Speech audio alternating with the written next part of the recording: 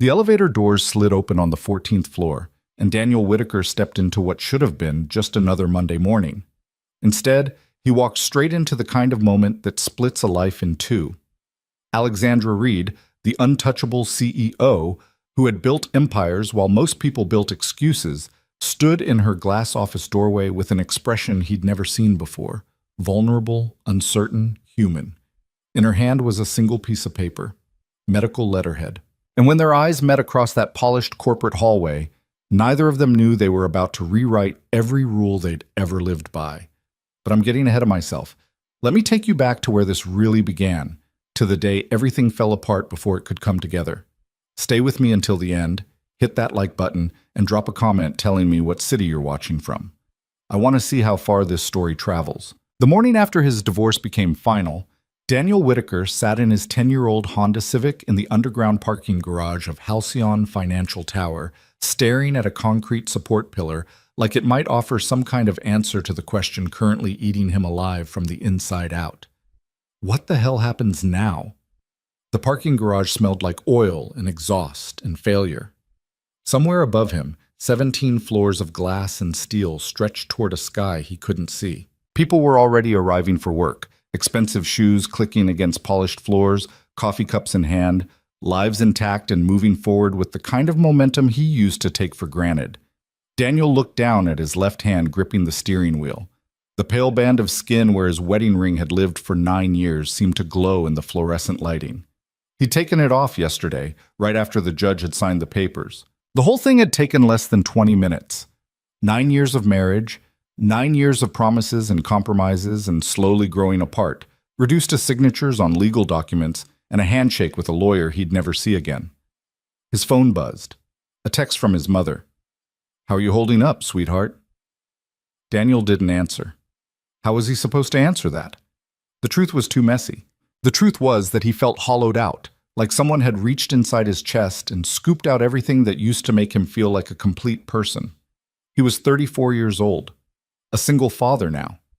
His daughter, Lily, 8 years old, gap-toothed, obsessed with astronomy and strawberry ice cream, was staying with his parents this week while he got settled. That's what everyone kept saying. Get settled. Take some time. You'll be okay. But settled felt like a country he'd never reach. The divorce itself hadn't been dramatic. No screaming matches. No infidelity. No moment of spectacular betrayal that he could point to and say, "There." That's when it died. Instead, it had been a slow fade. Laura had fallen out of love with him the way people fall out of touch with old friends. Gradually, quietly, until one day you realize months have passed and you can't remember the last real conversation you had. She'd been the one to say it out loud first. "I don't think we're happy anymore, Daniel." And the worst part? He couldn't even argue with her. So here he was, sitting in a parking garage at 8:47 a.m., trying to convince himself to go upstairs and pretend to be a functional human being for 8 hours. Daniel finally killed the engine and stepped out of the car. His reflection caught in the side mirror, rumpled suit, hair that needed cutting, eyes that looked older than they had 6 months ago. He straightened his tie and headed toward the elevator. Just get through today, he thought, then tomorrow, one day at a time.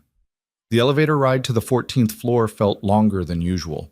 The building housed Halcyon Capital Management, one of the most prestigious investment firms in the city. Daniel had worked there for 6 years as a senior analyst, managing portfolios for clients who had more money than most people would see in 10 lifetimes. It was good work, challenging, well paid, the kind of career his younger self had dreamed about. But right now it felt like play acting, like he was performing the role of Daniel Whitaker, competent professional, while the real version of himself was still sitting in that parking garage, staring at nothing. The elevator dinged. 14th floor. Daniel stepped out into the sleek, modern reception area. Floor-to-ceiling windows offered a panoramic view of the city skyline. Chrome and glass everywhere.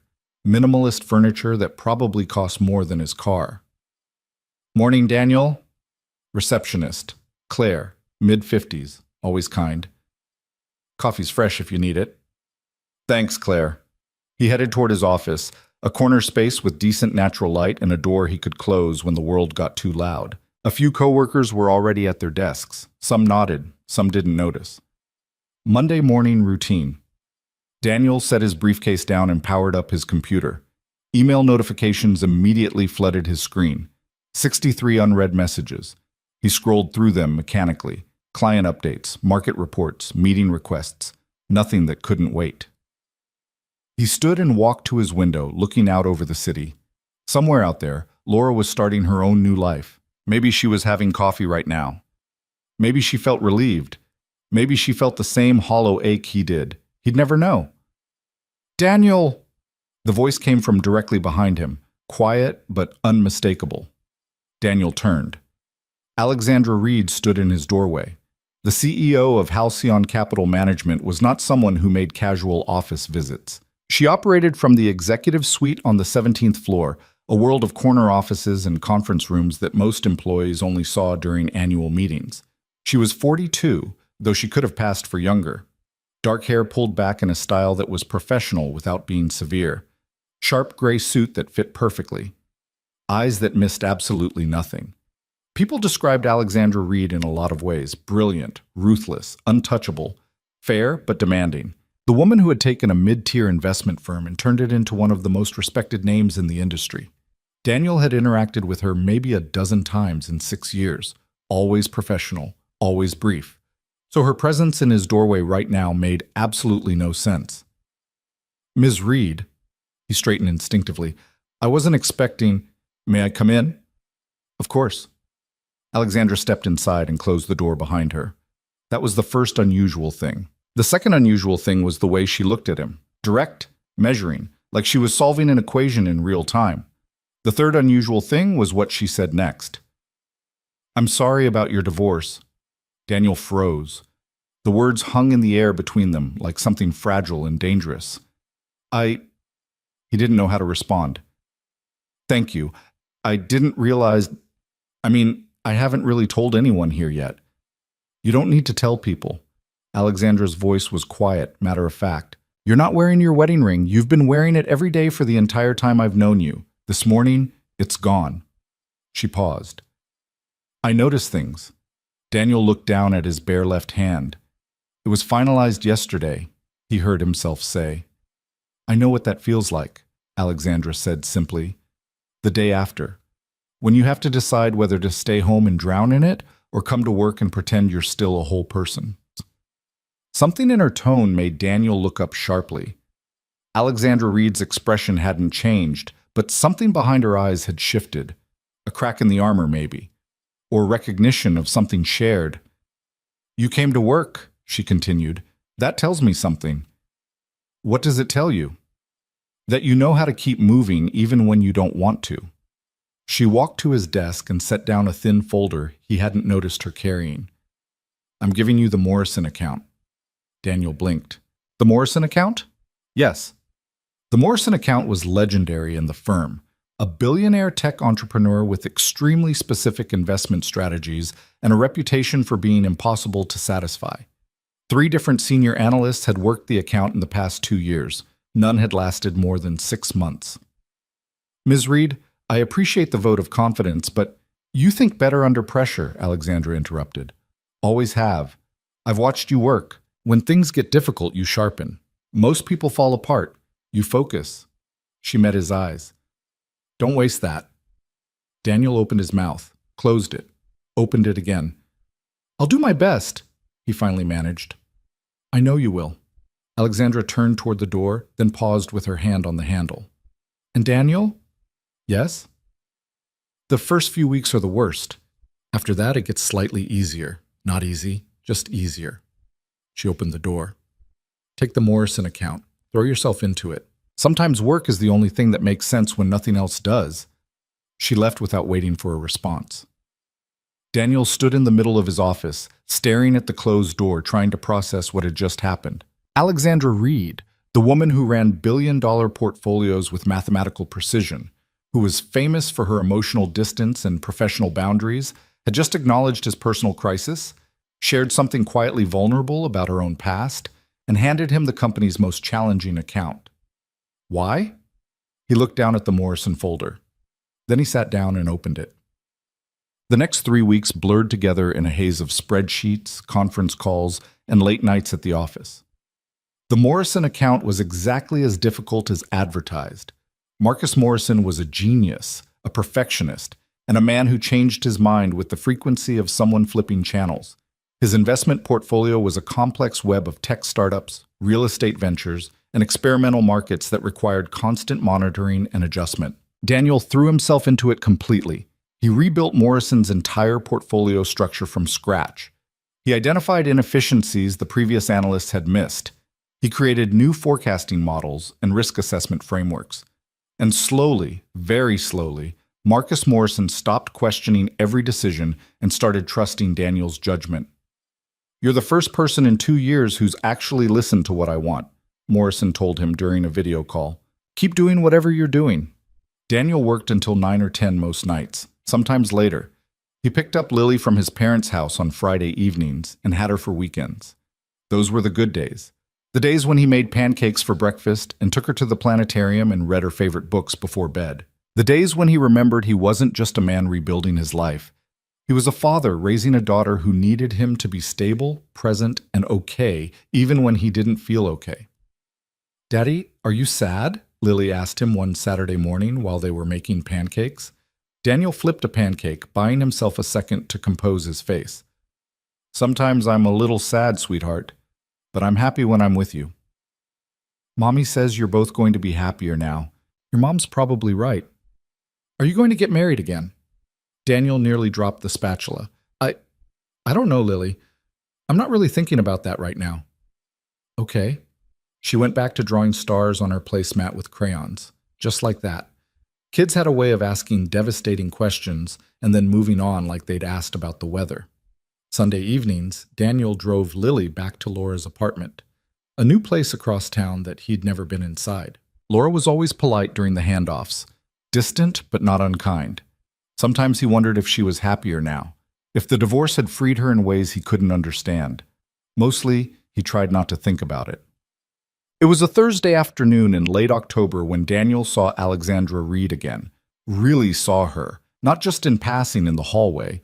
He was leaving a conference room after a client meeting when he noticed her standing by the elevator bank, waiting. She was checking her phone, her expression neutral. Daniel hesitated, then walked over. "Ms. Reed?" She looked up.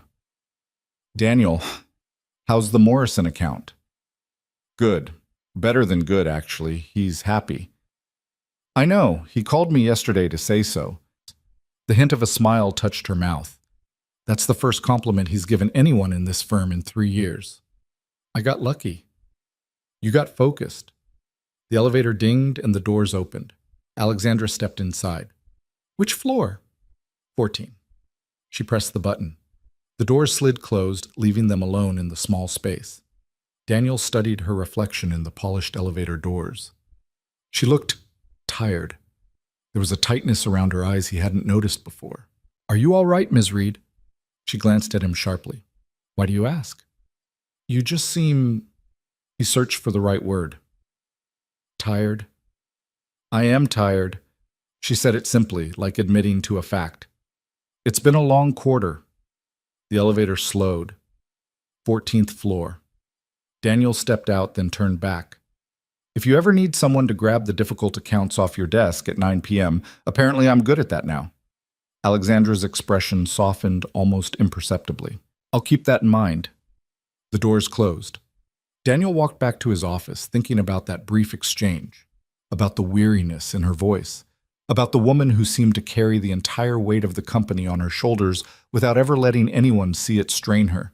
He didn't think much more about it, not until 2 weeks later, when everything changed.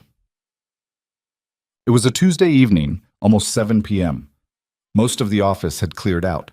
Daniel was finishing up a report when he heard footsteps in the hallway. He looked up. Alexandra Reed stood in his doorway holding 2 cups of coffee. "Do you have a few minutes?" she asked. Daniel blinked. "Of course." She came in, closed the door, and handed him one of the coffee cups. Then she sat down in the chair across from his desk, not with the confidence of a CEO, but with the careful deliberation of someone who'd spent a long time deciding whether to be here at all. "I need to tell you something," Alexandra said, "and I'm trusting you to keep it confidential." "All right." She took a breath. My mother died 3 years ago, ovarian cancer. She had 6 months from diagnosis to the end. Daniel went very still. During those 6 months, Alexandra continued, her voice steady but quiet, she was surrounded by people, nurses, doctors, friends from her church, neighbors. My father had passed years earlier, but she wasn't alone in the clinical sense. She paused, looking down at her coffee. But she was alone in the way that mattered. No one was there because they'd chosen to be there. They were there out of obligation, duty, social expectation. Alexandra's jaw tightened. I was there because she was my mother, not because we were close. We weren't close. We never had been. I'm sorry, Daniel said softly. The last thing she said to me was, I wish I'd built a different kind of life. Not a better career, not more money. A different kind of life. One where the people around her bedside were there because they wanted to be. Alexandra finally looked up, meeting his eyes. That's haunted me ever since. The office was quiet. Somewhere distant, a phone rang. Why are you telling me this? Daniel asked gently. Because 4 months ago, I was diagnosed with breast cancer. The words landed like a physical weight. Daniel's mind went blank for a second, then filled with too many thoughts at once. Cancer. 4 months. Why is she telling me this? Is she okay? What do I say? It's early stage, Alexandra continued, her tone clinical now, like she was delivering a market report. Very treatable. 87% 5-year survival rate with the recommended treatment protocol. I've already had surgery. Now I'm doing preventive chemotherapy, 6 rounds, once every 3 weeks. Jesus, Alexandra. The treatment is manageable. The side effects are temporary. The prognosis is excellent. She said it like she was convincing herself as much as him. But there's one logistical issue. She set her coffee cup down. After each treatment, I can't drive myself home. Medical policy. Someone else has to be there to pick me up and ensure I get home safely. Okay, Daniel said slowly. That makes sense.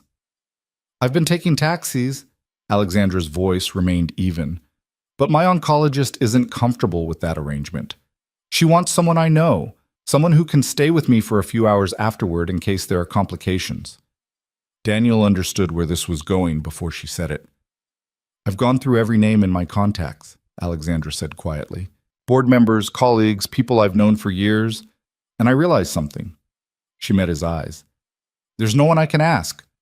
No one who feels like someone who would be there because they wanted to be there, not because I'm their boss or their business connection. The silence stretched between them. I'm telling you this, she continued, because in the past 6 weeks you're the only person in this building who's asked me if I was all right, who noticed I was tired, who offered help without expecting anything in return. She straightened in her chair. I'm not asking you to be my friend. I'm not asking for emotional support. I'm asking for a practical solution to a logistical problem. Every Thursday morning for the next 4 treatments, I need someone to drive me to the medical center and take me home afterward. 2 hours. Maybe 3. Daniel looked at the woman across from him, this brilliant, powerful, untouchable CEO, asking for something so simple it was almost heartbreaking. You don't have to answer now. I'll do it, Daniel said. Alexandra blinked. You don't need to. I'll drive you every Thursday, however many you need. Daniel, I'm offering to pay you for your time. No. The word came out more firmly than he intended. You're not paying me, he said. You gave me the Morrison account when I needed something to focus on instead of falling apart. You saw me when I was at my lowest and you didn't treat me like I was broken. You just gave me something to do that mattered. He leaned forward. So no, you're not paying me. I'm driving you because you need someone to drive you. That's all. Alexandra stared at him for a long moment. Why? She finally asked. Because you asked me to. Because you trusted me enough to ask. Daniel shrugged. Because sometimes the answer to why is just because it's the right thing to do. Something shifted in Alexandra's expression. Not relief exactly. Something deeper. Thursday morning, she said quietly. 7 a.m. I'll send you the address. I'll be there. She stood, picked up her coffee cup, walked to the door. Then she stopped and turned back. Thank you, Daniel. You're welcome. After she left, Daniel sat in his office for a long time, staring at nothing in particular. He thought about his divorce, about Laura saying they weren't happy anymore, about sitting in that parking garage 2 months ago wondering what happened next. He thought about Alexandra Reed carrying a cancer diagnosis alone because she'd built a life where no one felt close enough to call. And he thought about how strange it was that two people could be broken in completely different ways and still somehow recognize something worth protecting in each other. The first Thursday came. Daniel pulled up to Alexandra's address at 6:55 a.m. She lived in a sleek downtown condo building, exactly the kind of place he'd expect, all glass and modern architecture. She was waiting outside when he arrived, dressed in a dark coat and carrying a small bag. She looked composed, professional, like she was heading to a board meeting instead of chemotherapy. "Morning," Daniel said as she got in the passenger seat. "Morning. Thank you for doing this." Of course. They drove in silence for a while. The city was just waking up. Early commuters on the roads, coffee shops opening, the sky lightening gradually from black to deep blue. "You can ask questions if you want," Alexandra said eventually. "I don't need to. Most people have a lot of questions about cancer. I figure you'll tell me what you want me to know." She glanced at him, something unreadable in her expression. "How's Lily?" she asked instead. Daniel was surprised she remembered his daughter's name. "She's good, obsessed with space right now, wants to be an astronaut. Smart kid." "She is. Gets it from her mother." They fell quiet again. The medical center was a modern facility on the north side of town. Daniel pulled into the parking garage and found a spot near the entrance. "The treatment takes about 2 hours," Alexandra said. "You don't have to wait." "I'm waiting." "Daniel." "Alexandra."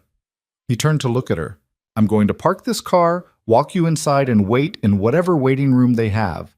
When you're done, I'm going to drive you home and make sure you're okay. That's what I'm here for." She looked like she wanted to argue. Then she just nodded. "Okay." They walked inside together. The oncology center was exactly what Daniel expected. Too bright, too clean, with that particular medical smell that tried hard to be comforting and failed. Alexandra checked in at the front desk with the kind of efficiency that suggested she'd done this before. "There's a waiting area on the 3rd floor," she told Daniel. "Coffee machine, magazines from 2019. "Sounds perfect." She almost smiled. "I'll see you in a couple hours," she said. "I'll be here."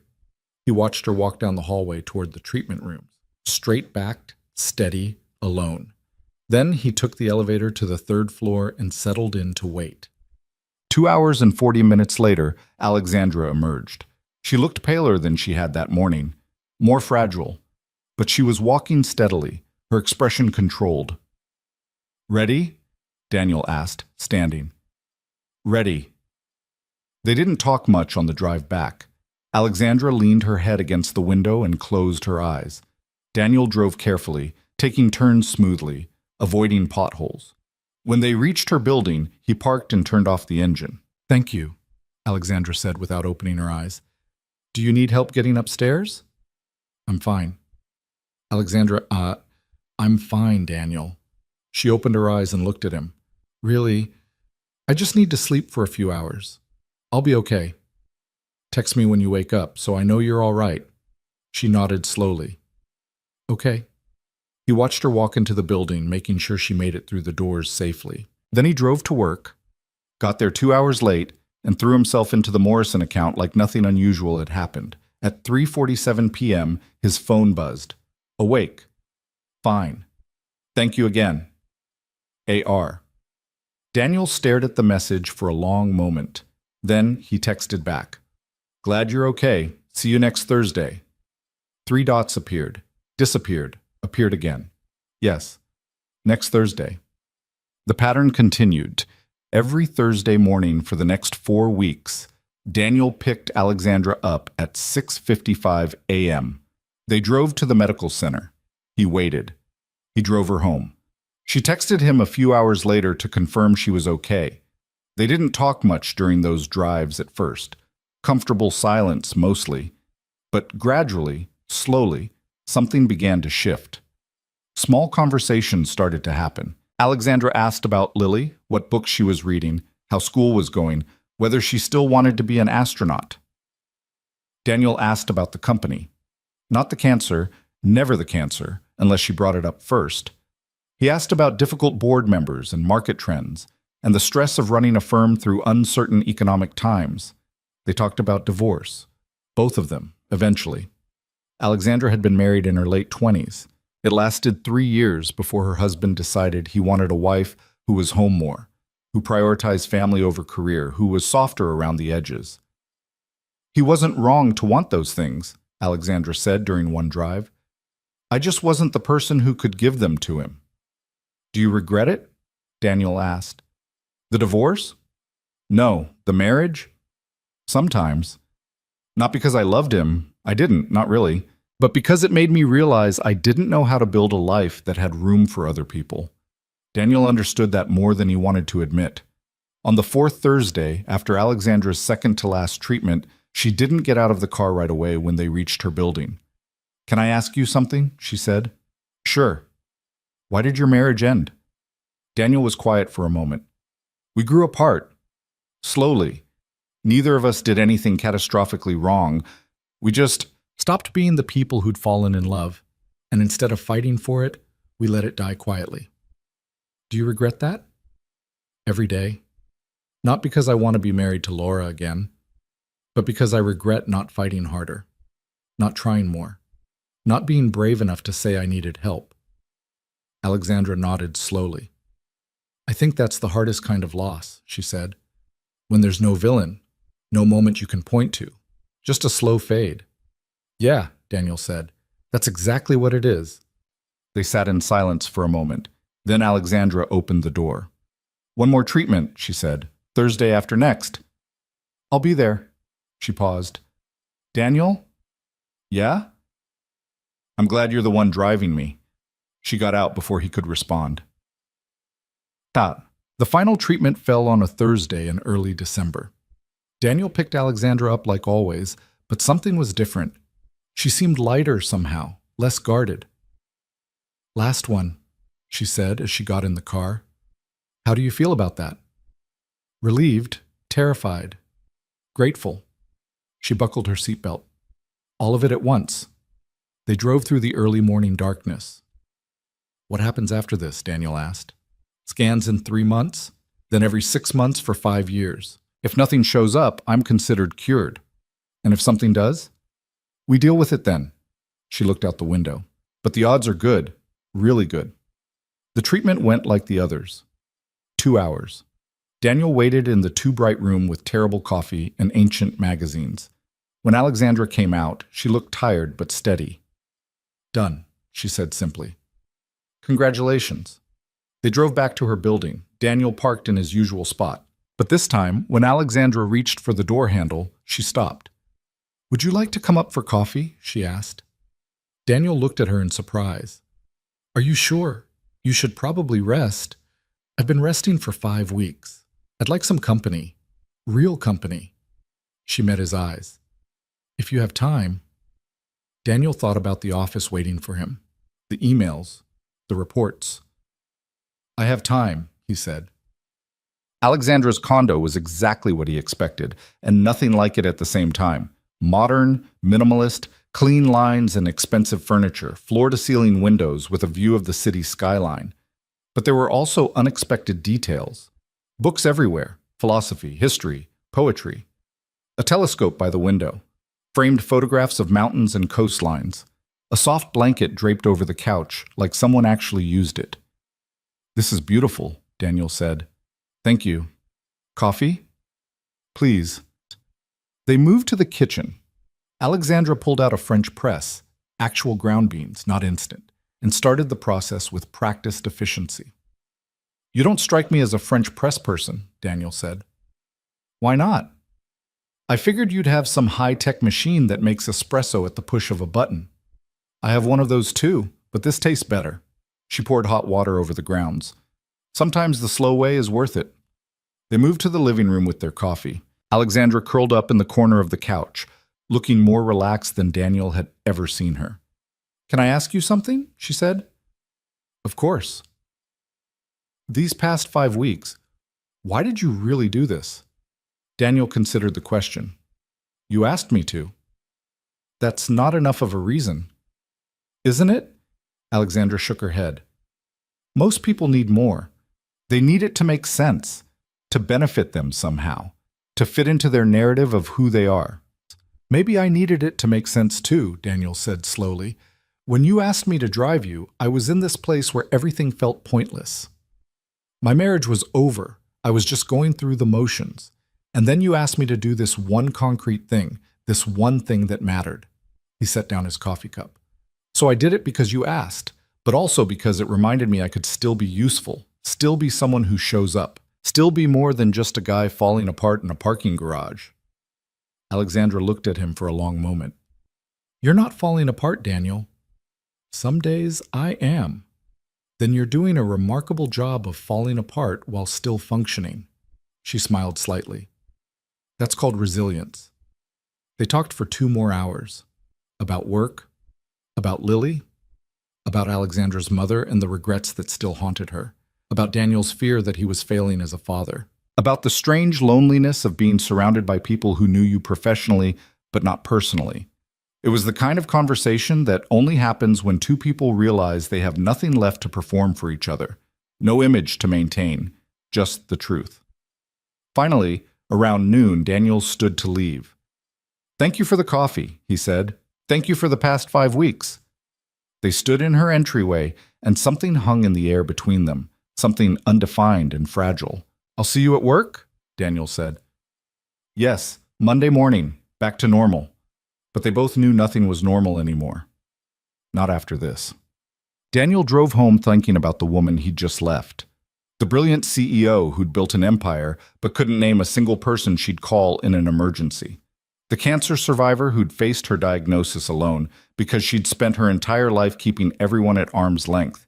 The person who'd somehow become someone he thought about more than he should. His phone buzzed at a red light. A text from Alexandra. Thank you for choosing to be there. Most people don't choose. They just show up out of obligation. You chose. That means more than you know. Daniel read it 3 times. Then he typed back. You're worth choosing. He sent it before he could overthink it. 3 dots appeared almost immediately. Then, so are you. Daniel stared at those 3 words until the car behind him honked. The light had turned green. He drove forward, but something had fundamentally shifted, and both of them knew it. The weekend after Alexandra's final treatment, Daniel took Lily to the Science Museum. They spent 3 hours in the planetarium, his daughter's face lit up by projected stars and galaxies, her questions coming faster than he could answer them. Dad, if you could go anywhere in space, where would you go? Daniel thought about it. Maybe Jupiter. See the Great Red Storm up close. That's boring. I'd go to a black hole. You'd get spaghettified. I know. That's what makes it cool. She grabbed his hand as they walked through the exhibit. You always pick the safe stuff. The comment stuck with him longer than it should have. That night, after he'd driven Lily back to Laura's apartment and returned to his own empty place, Daniel found himself thinking about safety, about the careful, cautious life he'd been living, about how he'd let his marriage die quietly because fighting for it felt too risky, about how the only brave thing he'd done in months was say yes to driving a woman to chemotherapy. His phone buzzed. A text from Alexandra. How is the museum? He smiled. They'd been texting more since Thursday. Nothing profound, just small exchanges, updates on Lily, questions about work, the kind of casual communication that felt natural but wasn't, not between a CEO and a mid-level analyst. Lily wants to visit a black hole. I suggested Jupiter. She called me boring. She's not wrong. Thanks for the support. Jupiter is the safe choice. Black holes are interesting. Daniel stared at the message for a moment, then typed, Are you calling me safe? 3 dots appeared, disappeared, appeared again. I'm calling you careful. There's a difference. What's the difference? Careful people think before they act. Safe people don't act at all. Daniel set his phone down and walked to his window. The city stretched out below him, thousands of lights in the darkness. Thousands of lives being lived by people who were probably braver than him. His phone buzzed again. I didn't mean that as criticism. Careful is good. Careful keeps people alive. But sometimes careful becomes a cage. He read the message 3 times. Then he typed, Is that what happened to you? The response took longer this time. Yes. I built a very careful life, very controlled, very successful, and then I got sick and realized I'd built a life where no one would notice if I disappeared. Daniel's chest tightened. I would notice, he typed. The 3 dots appeared immediately, then vanished. A full minute passed. Finally, I know you would. That's why I asked you to drive me. They didn't text again that night, but Daniel lay awake for a long time thinking about cages and careful lives and the difference between being safe and being alive. Monday morning arrived with the kind of gray, cold rain that made the city feel smaller. Daniel got to the office early, coffee in hand, ready to dive into the Morrison account and pretend the weekend hadn't shifted something fundamental in his understanding of his own life. The elevator doors opened on the 14th floor. Alexandra was standing in the hallway outside his office. She was dressed in her usual professional armor, tailored suit, hair pulled back, the kind of composed expression that had probably intimidated 1,000 board members. But when she saw him, something in her face softened. "Morning," she said. "Morning. Is everything okay?" "Everything's fine. I just wanted to—" She paused, seeming to choose her words carefully. "I wanted to thank you again, officially, for the past 5 weeks." "You already thanked me." "I know, but I've been thinking about what you said, about choosing to be there versus showing up out of obligation." She met his eyes. "No one's chosen to be there for me in a very long time. So thank you." Daniel set down his briefcase. "You're welcome." They stood there in the hallway, and the space between them felt charged with something neither of them had named yet. "I should let you get to work," Alexandra said finally. "Yeah, I have a meeting with Morrison at 10. How's that going?" "Good. He actually laughed at one of my jokes last week." "Marcus Morrison laughed?" Alexandra's eyebrows rose. "That might be a first in recorded history." "I'm just that charming." She smiled, a real smile, not the professional one she used in meetings. "Apparently." She turned to leave, then stopped. "Daniel?" "Yeah?" "Would you like to have dinner sometime? Not business, just dinner." The question hung in the air between them, like something fragile and important. Every careful instinct Daniel had told him to say no, to keep the boundaries clear, to not complicate a professional relationship with personal feelings he wasn't ready to examine. But Lily's voice echoed in his head. "You always pick the safe stuff." "I'd like that," he heard himself say. Alexandra's expression shifted, surprise, maybe, or relief. "This weekend?" she asked. "Saturday works. I'll text you the details." She walked away, and Daniel stood in the hallway watching her go, wondering what the hell he'd just agreed to and why it felt like the first honest decision he'd made in years. The week crawled by with the particular slowness of time when you're waiting for something important. Daniel threw himself into work, managed client calls, reviewed investment portfolios, and tried not to think too hard about Saturday night. He failed spectacularly. By Wednesday, he'd changed his mind about going at least 6 times. By Thursday, he'd convinced himself it was just a friendly dinner between colleagues. By Friday, he admitted to himself that he was lying. This wasn't just dinner, this was something else entirely. Friday evening, Daniel picked up Lily from school. She chattered about her day, a science project on the solar system, a new friend named Emma, who also liked space, the unfairness of having homework on weekends.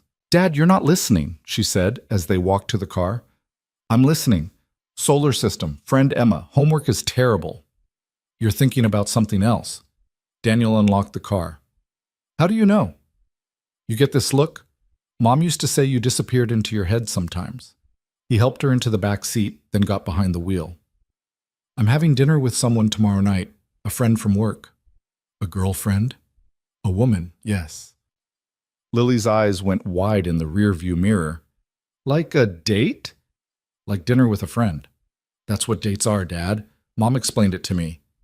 Daniel pulled out of the parking lot. "Your mom explained dating to you?"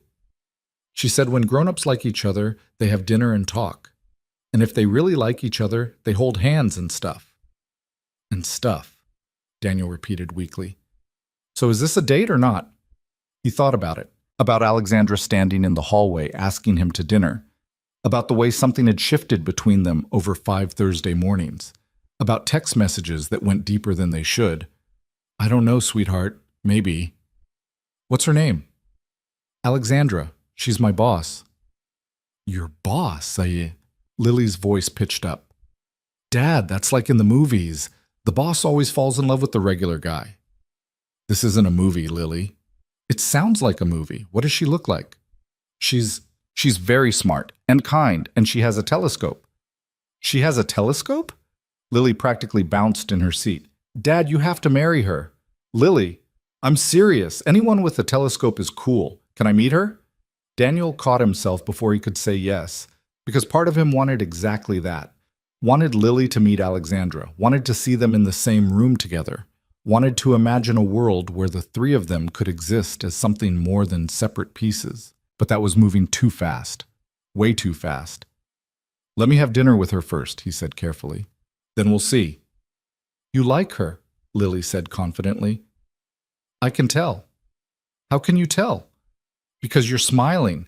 You don't smile like that about work stuff. Daniel looked at his reflection in the rearview mirror and realized his daughter was right. He was smiling.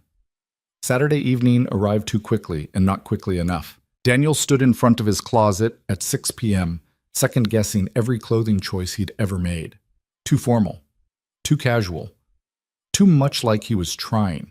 Not enough like he cared. Finally, he settled on dark jeans and a button-down shirt. Professional enough to be respectful, casual enough to not look like he was overthinking it, even though he absolutely was overthinking it. His phone buzzed. Alexandra. Rosewood Bistro. 7:30. Don't be late. I'm never late. I know. It's one of your best qualities. Daniel stared at the message. One of his best qualities. Like she'd been cataloging them. Like she'd been paying attention. He texted back. What are the others? The response came immediately. I'll tell you at dinner. He arrived at Rosewood Bistro at exactly 7:25. The restaurant was elegant but not pretentious. Exposed brick walls, warm lighting, small tables that encouraged conversation. The kind of place where people came for the company, not just the food. Alexandra was already there, sitting at a corner table by the window. She wasn't wearing a suit. That was the first thing Daniel noticed. She was wearing a dark blue dress, simple, elegant, nothing flashy, and her hair was down, falling past her shoulders in a way he'd never seen before. She looked beautiful. She looked terrifying. She looked like someone he could fall for if he wasn't careful. Hi, he said, suddenly feeling like a teenager on his first date. Hi, she smiled. You're early. So are you. I'm always early. It's a control thing. Daniel sat down across from her. Should I be worried about control things? Probably. I have a lot of them. A waiter appeared, took their drink orders, and disappeared. The silence that followed wasn't uncomfortable, but it was charged with something unnamed. I'm nervous, Alexandra said suddenly. Daniel blinked. You're nervous? Terrified, actually. Why? Because I haven't done this in 10 years. Because you're someone I respect and I don't want to ruin that. Because this matters and I don't know how to do things that matter without controlling every variable. She said it all in one breath, like she'd been practicing. Daniel felt something in his chest relax. I'm nervous too, he admitted. I keep thinking about all the ways this could go wrong, all the professional boundaries we're crossing, all the reasons this is a terrible idea. Is it a terrible idea? Probably. Are you going to leave? No. Me neither. They looked at each other across the table, and Daniel felt the last of his careful defenses start to crack. The waiter returned with wine. They ordered food, pasta for her, steak for him, and settled into conversation that flowed easier than it should have. Alexandra told him about growing up with parents who valued achievement over connection, about getting her MBA at 25 and becoming the youngest VP in her firm's history at 28, about the marriage that failed because she couldn't be the person her husband wanted. He wasn't a bad person, she said. He just wanted a wife who would be there for dinner every night, who would prioritize family over career, and I couldn't do that. Wouldn't do that. Do you regret it? Daniel asked. Sometimes. Not the divorce, but the realization that I'm fundamentally alone by design. She took a sip of wine. I built this brilliant, successful life, and then I woke up one day and realized I'd done it by pushing everyone away. You didn't push me away. I tried to, at first. She met his eyes. But you didn't leave. You asked me to stay. Most people wouldn't have listened. Their food arrived. They ate and talked about Lily's obsession with space, about Alexandra's telescope, about the strangeness of being divorced and starting over in your 30s. Do you think about dating again? Alexandra asked. Daniel paused with his fork halfway to his mouth. I haven't really thought about it. I mean, I've thought about it in the abstract, but actually doing it? Letting someone into my life like that? He shook his head. It feels impossible. Because of Lily? Partly, but also because, he searched for the right words, because I failed at it once already, because I let someone I loved slip away without fighting for them, because I'm terrified of being that person again. Alexandra was quiet for a moment. You're being too hard on yourself, she said finally. Am I? You're raising a daughter alone. You're succeeding at one of the hardest jobs in the company. You showed up for a woman with cancer even though you barely knew her. You didn't fail, Daniel. Your marriage failed. Those are different things. Daniel looked at her across the table, this brilliant, guarded woman who was somehow saying exactly what he needed to hear. Your turn, he said. Do you think about dating again? I'm having dinner with you, aren't I? Is that what this is? I don't know. She smiled slightly. What do you want it to be? Daniel set down his fork. Honestly, I want it to be something real, not perfect, not easy, but real. Well, real is messy. I know. Real means dealing with my control issues and my inability to be vulnerable and my tendency to work 70-hour weeks. And real means dealing with my baggage from my divorce and my fear of failing again and the fact that I have an 8-year-old daughter who comes first. Always. They looked at each other. That's a lot of mess, Alexandra said. It is. Want to try anyway? Daniel felt something shift in his chest, fear and hope tangled together. Yeah, he said, I do. Alexandra reached across the table and took his hand. It was the first time they'd touched, really touched, beyond professional handshakes and incidental contact. Her hand was warm, her grip firm, but not controlling. I need to tell you something, she said. Okay. I'm not good at this. At letting people in. At trusting that they'll stay. Every instinct I have tells me to run right now. To keep you at a distance where you can't hurt me. But I don't want to live that way anymore. She squeezed his hand. My mother died alone because she never built real connections. I almost went through cancer alone for the same reason. And you showed up. You chose to be there. And I realized I want more of that. More of people who choose to stay. Daniel's throat tightened. I'm choosing to stay, he said quietly.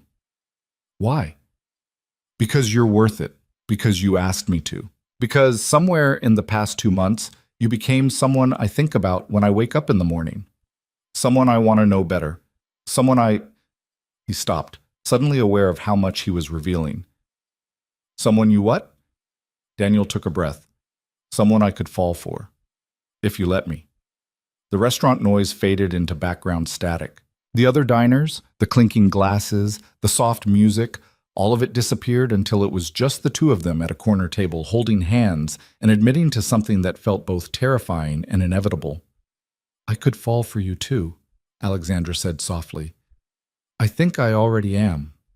They sat there for a long moment, just looking at each other. Then Alexandra laughed, a real genuine laugh that lit up her whole face.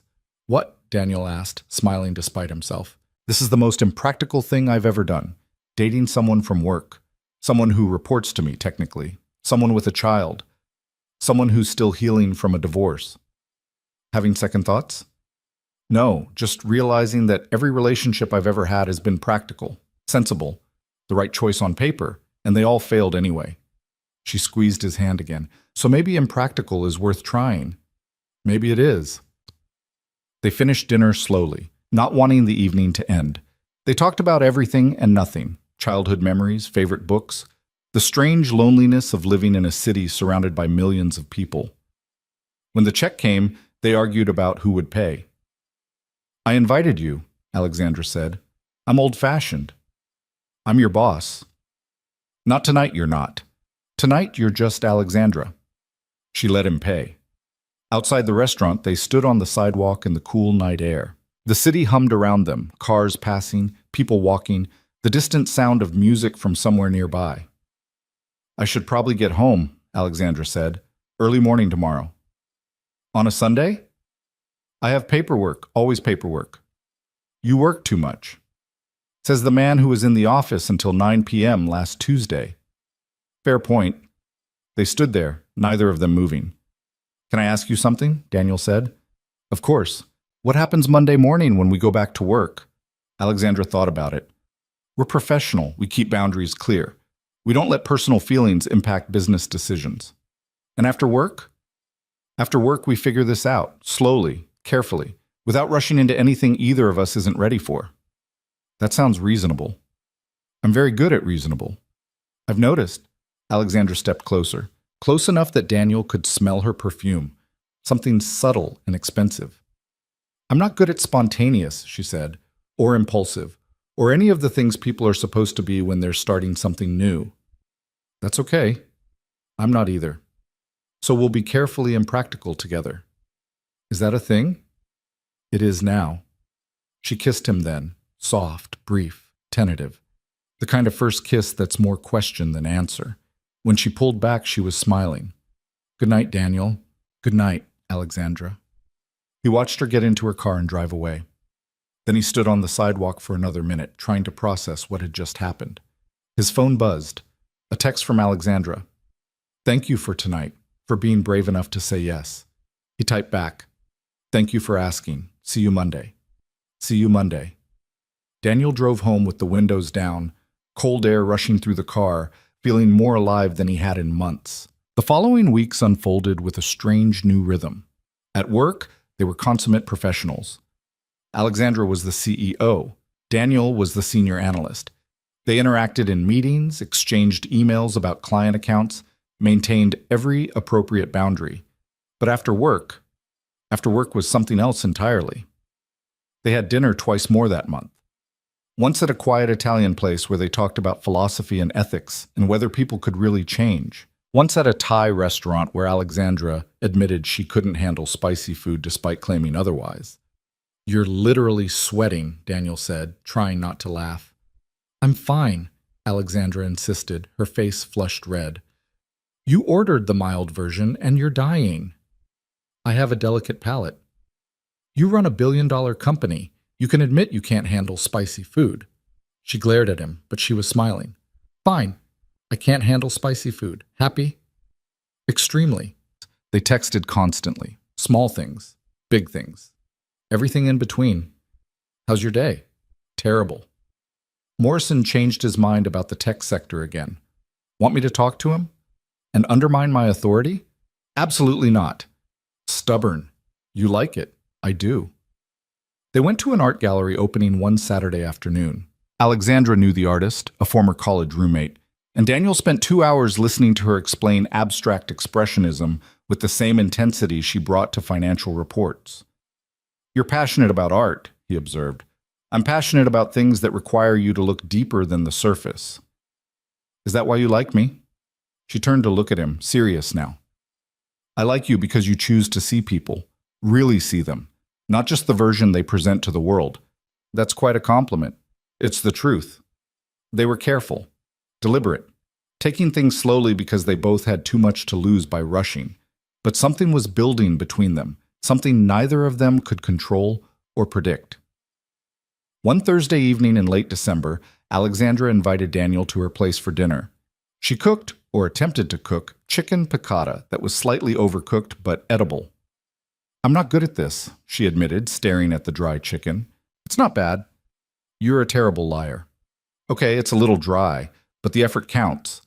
They ate at her kitchen table, laughing about culinary disasters and sharing stories about family holidays. Daniel told her about Lily's demand for a telescope for Christmas. Alexandra offered to help him choose one. You don't have to do that, he said. I want to. Besides, I know telescopes. I can make sure you get a good one. After dinner, they moved to the couch with coffee. The city lights sparkled through her windows, and something about the intimacy of the moment made Daniel brave. "Can I ask you something personal?" he said. "Always." "Are you scared of this?" Alexandra was quiet for a long moment. "Terrified," she finally said. "Every single day." "Of what?" "Of getting it wrong. Of letting you get close and then failing you somehow. Of—" She paused. "Of ending up like my mother. Alone because I never learned how to let people in." Daniel set down his coffee cup and turned to face her. "You're not your mother," he said gently. "How do you know?" "Because you're here, right now, trying, being vulnerable even though it scares you. Your mother didn't do that. But you are." Tears welled in Alexandra's eyes, the first time he'd seen her cry. "I don't know how to do this," she whispered. "I don't know how to be someone's partner, someone's person. I'm good at business, at strategy, at controlling outcomes. But this," she gestured between them, "this is chaos. And I don't know how to navigate chaos." Daniel reached for her hand. "You don't have to navigate it alone," he said. "That's the whole point. We figure it out together." "What if I'm too damaged, too broken?" "Then you're in good company, because I'm broken too. We're both broken. But maybe broken people can still build something good." She leaned against him then, her head on his shoulder, and they sat like that for a long time, while the city sparkled outside and the future stretched out before them, uncertain and terrifying and full of possibility. "Stay tonight," Alexandra said quietly. Daniel's heart jumped. "Are you sure?" "No, but I want you to stay anyway." So he stayed. They fell asleep on her couch, tangled together, both of them still half-dressed and fully terrified of what they were building. But they stayed anyway, because sometimes the bravest thing you can do is choose the chaos instead of the safety. And sometimes, just sometimes, the chaos turns out to be exactly what you needed all along. Daniel woke up on Alexandra's couch at 6 in the morning with her still asleep against his chest, one arm draped across his stomach, her breathing soft and even. Sunlight was just beginning to filter through the windows, painting the room in shades of gold and amber. He didn't move, didn't want to break the moment. This woman, this brilliant, guarded, terrifying woman, had let him stay, had fallen asleep vulnerable and trusting in his arms. It felt like being handed something precious and fragile, something he had no idea how to protect, but desperately wanted to. Alexandra stirred, her eyes opening slowly. For a moment she looked confused, disoriented. Then she focused on Daniel's face, and something in her expression softened. "Morning," she murmured. "Morning." "I drooled on your shirt." Daniel looked down. There was indeed a small wet spot on his shoulder. "It's fine. I'm mortified." "Don't be. It's humanizing." She sat up, running her fingers through her hair, suddenly looking uncertain. I don't typically ask people to stay." "I know. So this is weird for me." "For me too." They looked at each other in the early morning light, and Daniel could see her walls trying to rebuild themselves, could see her reaching for the professional armor she wore like a second skin. "Hey," he said softly, catching her hand. "Don't run. Not yet." "I'm not running." You're thinking about it." Alexandra's jaw tightened. "Maybe I am. This is happening fast, Daniel, too fast. We work together. You have a daughter. I have health issues I'm still navigating. There are so many reasons this is complicated." "I know. And you're still here anyway." "I am." She pulled her hand away, standing up and walking to the window. "I need to think clearly about this, about what it means, about the implications for work, for your life, for everything." Daniel stood too, but didn't move toward her. "Okay, think about it. Take all the time you need." "You're not going to fight me on this?" "No, because I understand, and because I'm scared too." He picked up his jacket from the back of the couch. "But Alexandra, when you're done thinking, I'll still be here. That's not changing."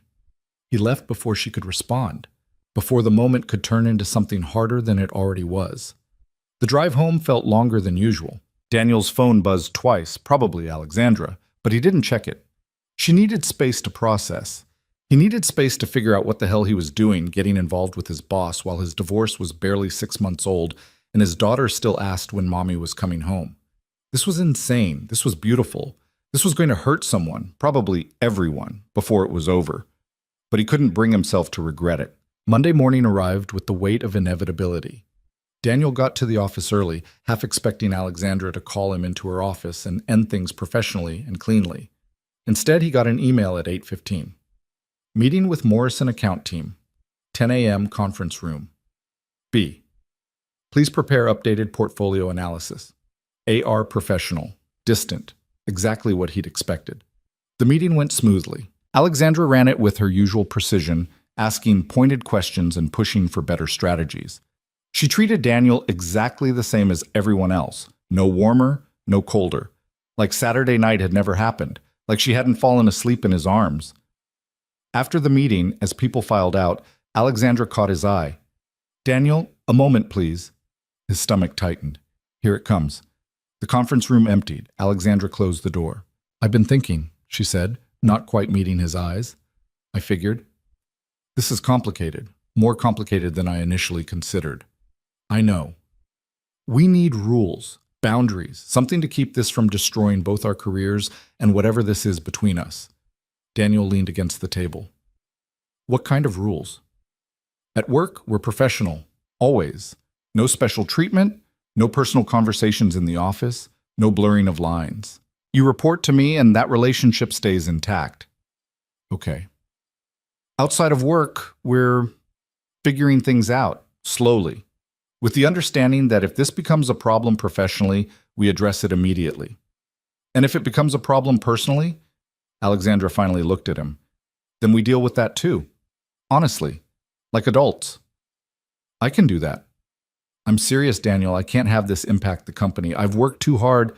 "I know, and I respect that. I won't let this compromise your position or mine." She nodded slowly. "Then we're agreed." "We're agreed." They stood there for a moment in the empty conference room, and Daniel wanted desperately to cross the space between them, to touch her hand, to remind her that Saturday night had been real. But the rules were clear. Not at work. "I'll see you later?" he asked quietly. "Tonight, my place, 7:30. "I'll be there." She left first. Daniel waited 5 minutes before following, maintaining the appearance of professional distance. It was going to be a long day. That evening, Daniel showed up at Alexandra's apartment with Thai food, mild this time, and a tentative smile. She opened the door wearing jeans and a sweater, her hair down, looking more relaxed than she had in the conference room. "You brought food," she said. "I figured we established that you can't cook." "I can cook. I just choose not to." That's what people who can't cook say.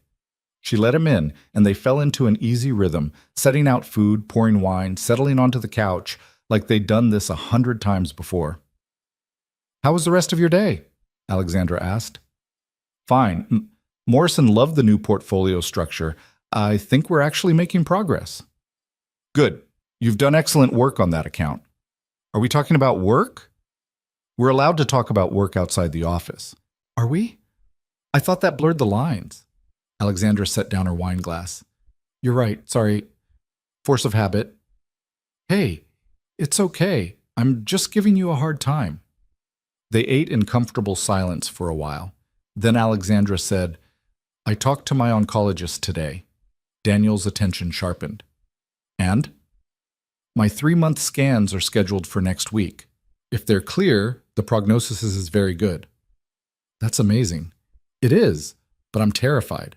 "Of what?" "Of them finding something, of this not being over, of having to go through it all again." She picked at her food. "Cancer has this way of making you paranoid about every ache, every weird symptom. I had a headache yesterday and immediately convinced myself it had spread to my brain." Daniel reached for her hand. "That's normal. The fear, I mean. You went through something traumatic." "I know. Logically, I know. But logic doesn't make the fear go away." "Do you want me to come with you? To the scans?" Alexandra looked at him in surprise. "You'd do that?" "Of course I would." "Daniel, you've already driven me to 5 chemotherapy appointments. You don't have to." "I want to, unless you don't want me there." She was quiet for a long moment. "I want you there," she said finally. "I just don't want to be a burden." You're not a burden. You're someone I care about who's going through something difficult. Let me help. She squeezed his hand. Okay. Thank you.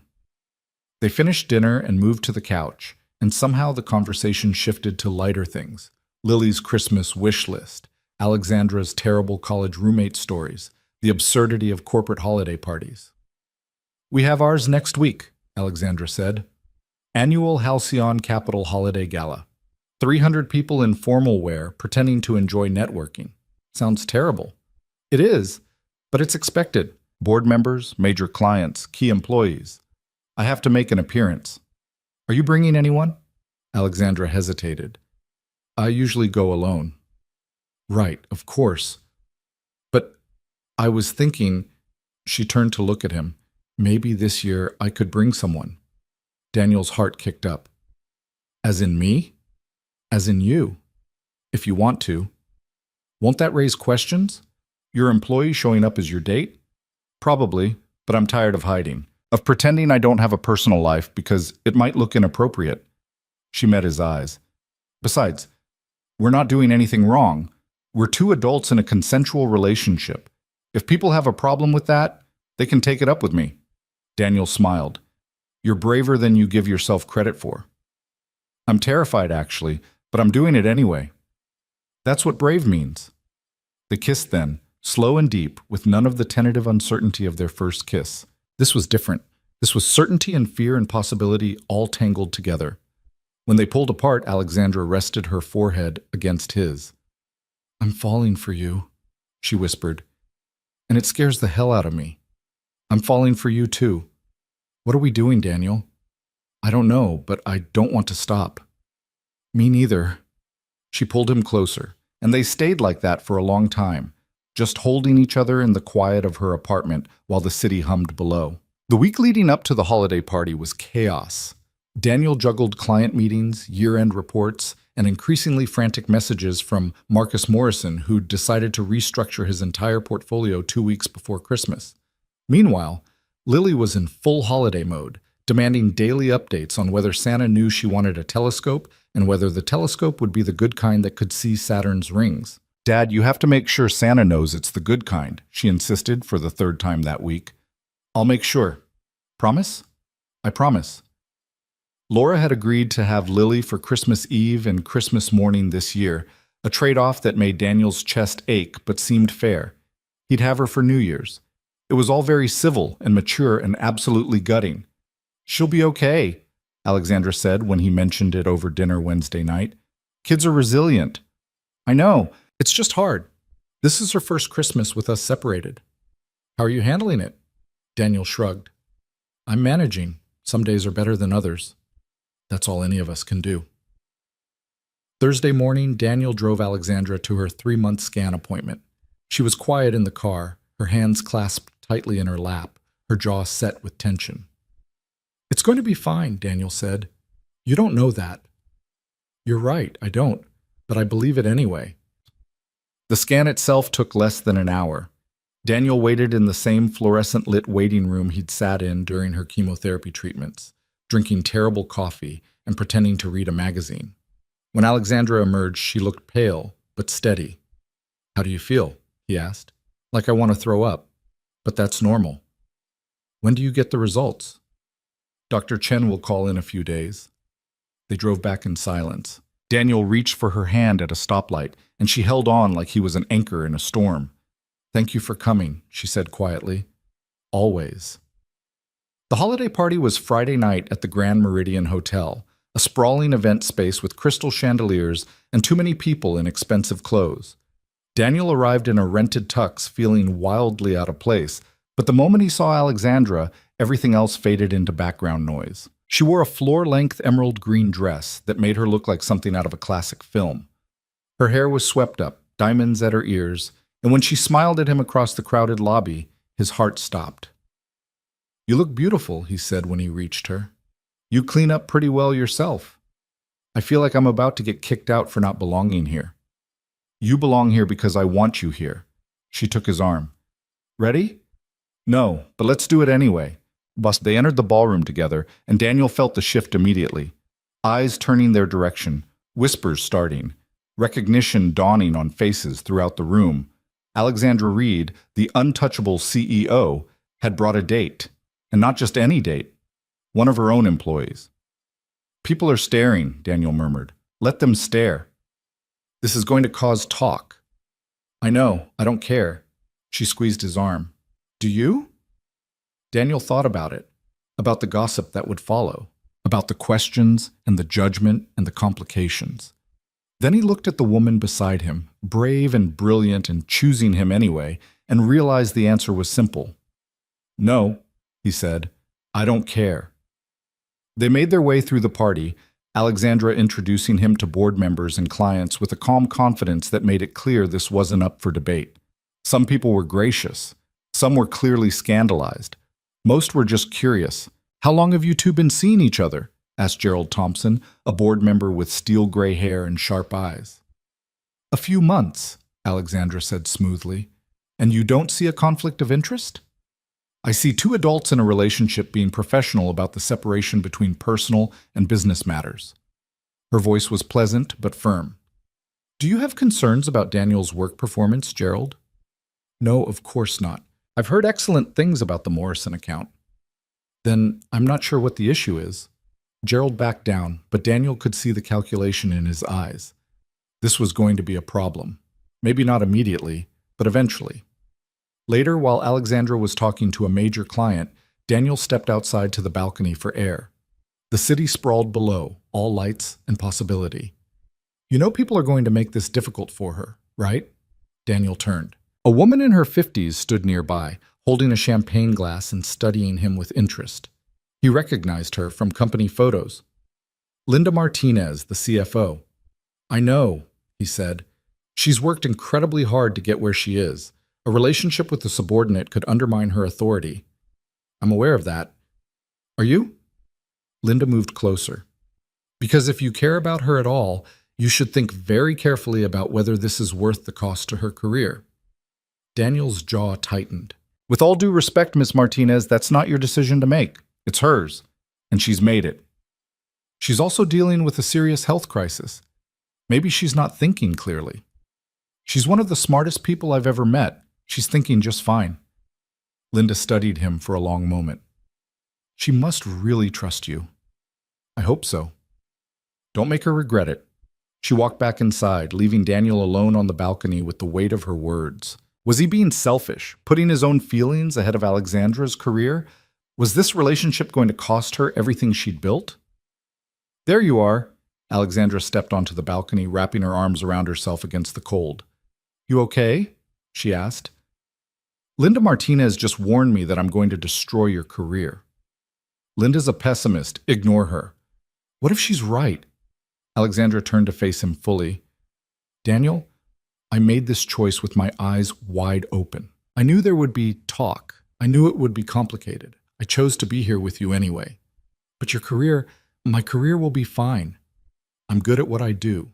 The board knows that. My clients know that. If some people want to clutch their pearls because I'm dating someone, that's their problem, not mine. I don't want to be the reason you lose everything you've worked for. You're not. You're the reason I remembered that there's more to life than work." She took his hands. "I spent years building a career and a reputation. And then I got cancer, and you know what? None of it mattered. The only thing that mattered was whether I had someone to call when I was scared. Someone who would show up." She moved closer. "You showed up, Daniel. You keep showing up. That's worth more than any board position or client account." "You're sure about this?" "I'm terrified, but yes, I'm sure." He kissed her then, right there on the balcony with the party still going on inside, not caring who might see. When they pulled apart, Alexandra was smiling. "Let's get out of here," she said. "We can't just leave your own company party." "Watch me." They snuck out like teenagers, laughing as they made their way to the parking garage. Daniel drove them back to Alexandra's apartment, and they spent the rest of the night on her couch, talking and kissing and planning what Christmas might look like. "I have Lily on New Year's," Daniel said, "but Christmas Day I'm free if you want to do something." "I usually spend it alone, Chinese food and old movies." "That sounds depressing." "It's peaceful, no pressure, no forced cheerfulness." "What if this year you didn't spend it alone?" Alexandra looked at him carefully. Are you inviting yourself to my depressing Christmas? I'm suggesting we make it less depressing together. I don't cook, remember? I'll cook. You can handle the old movies. She smiled. Okay, Christmas Day, you, me, and whatever disaster you managed to create in my kitchen. It's a date. His phone buzzed, a text from Lily. Dad, did you ask Santa about the telescope yet? Daniel smiled and showed Alexandra the message. She's persistent, Alexandra said. She gets it from her mother. Have you bought the telescope? Not yet. I've been a little distracted. Alexandra stood and walked to her bedroom, returning a moment later with a thick catalog. Here. This is the company I bought mine from. Page 47 has good beginner models for kids. Daniel took the catalog. You really love space, don't you? I love things that remind me how small we are, how much bigger the universe is than our problems. Is that why you looked at the stars while you were going through treatment? She nodded. It helped. Knowing that even if the worst happened, the universe would keep going. The stars would keep burning. Nothing I was going through mattered in the grand scheme of things. It matters to me. I know. That's what makes you dangerous. Dangerous? You make me want things I gave up on wanting a long time ago. Like what? She sat down beside him. Like partnership. Like someone who stays. Like a life that's about more than just work and survival.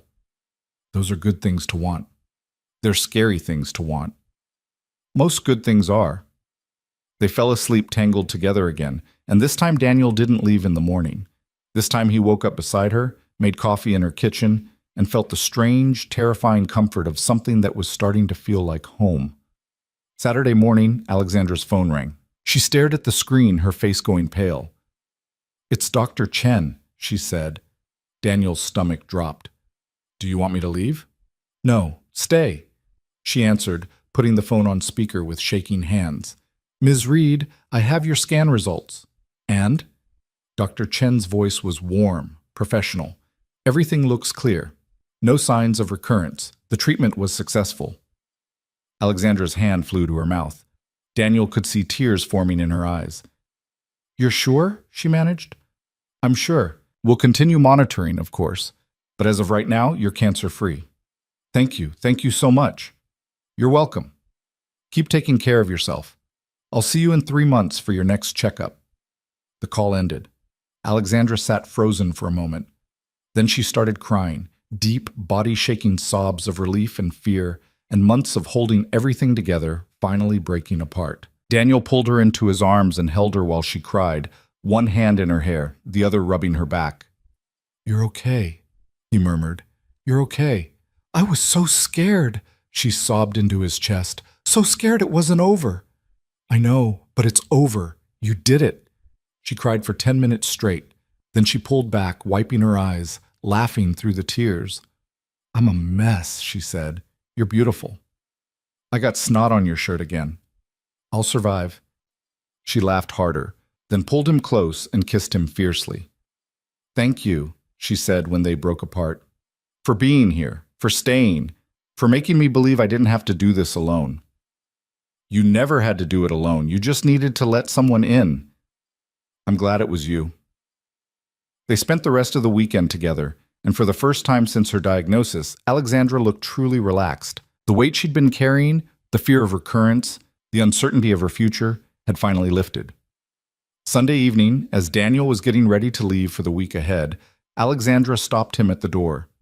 I love you, she said.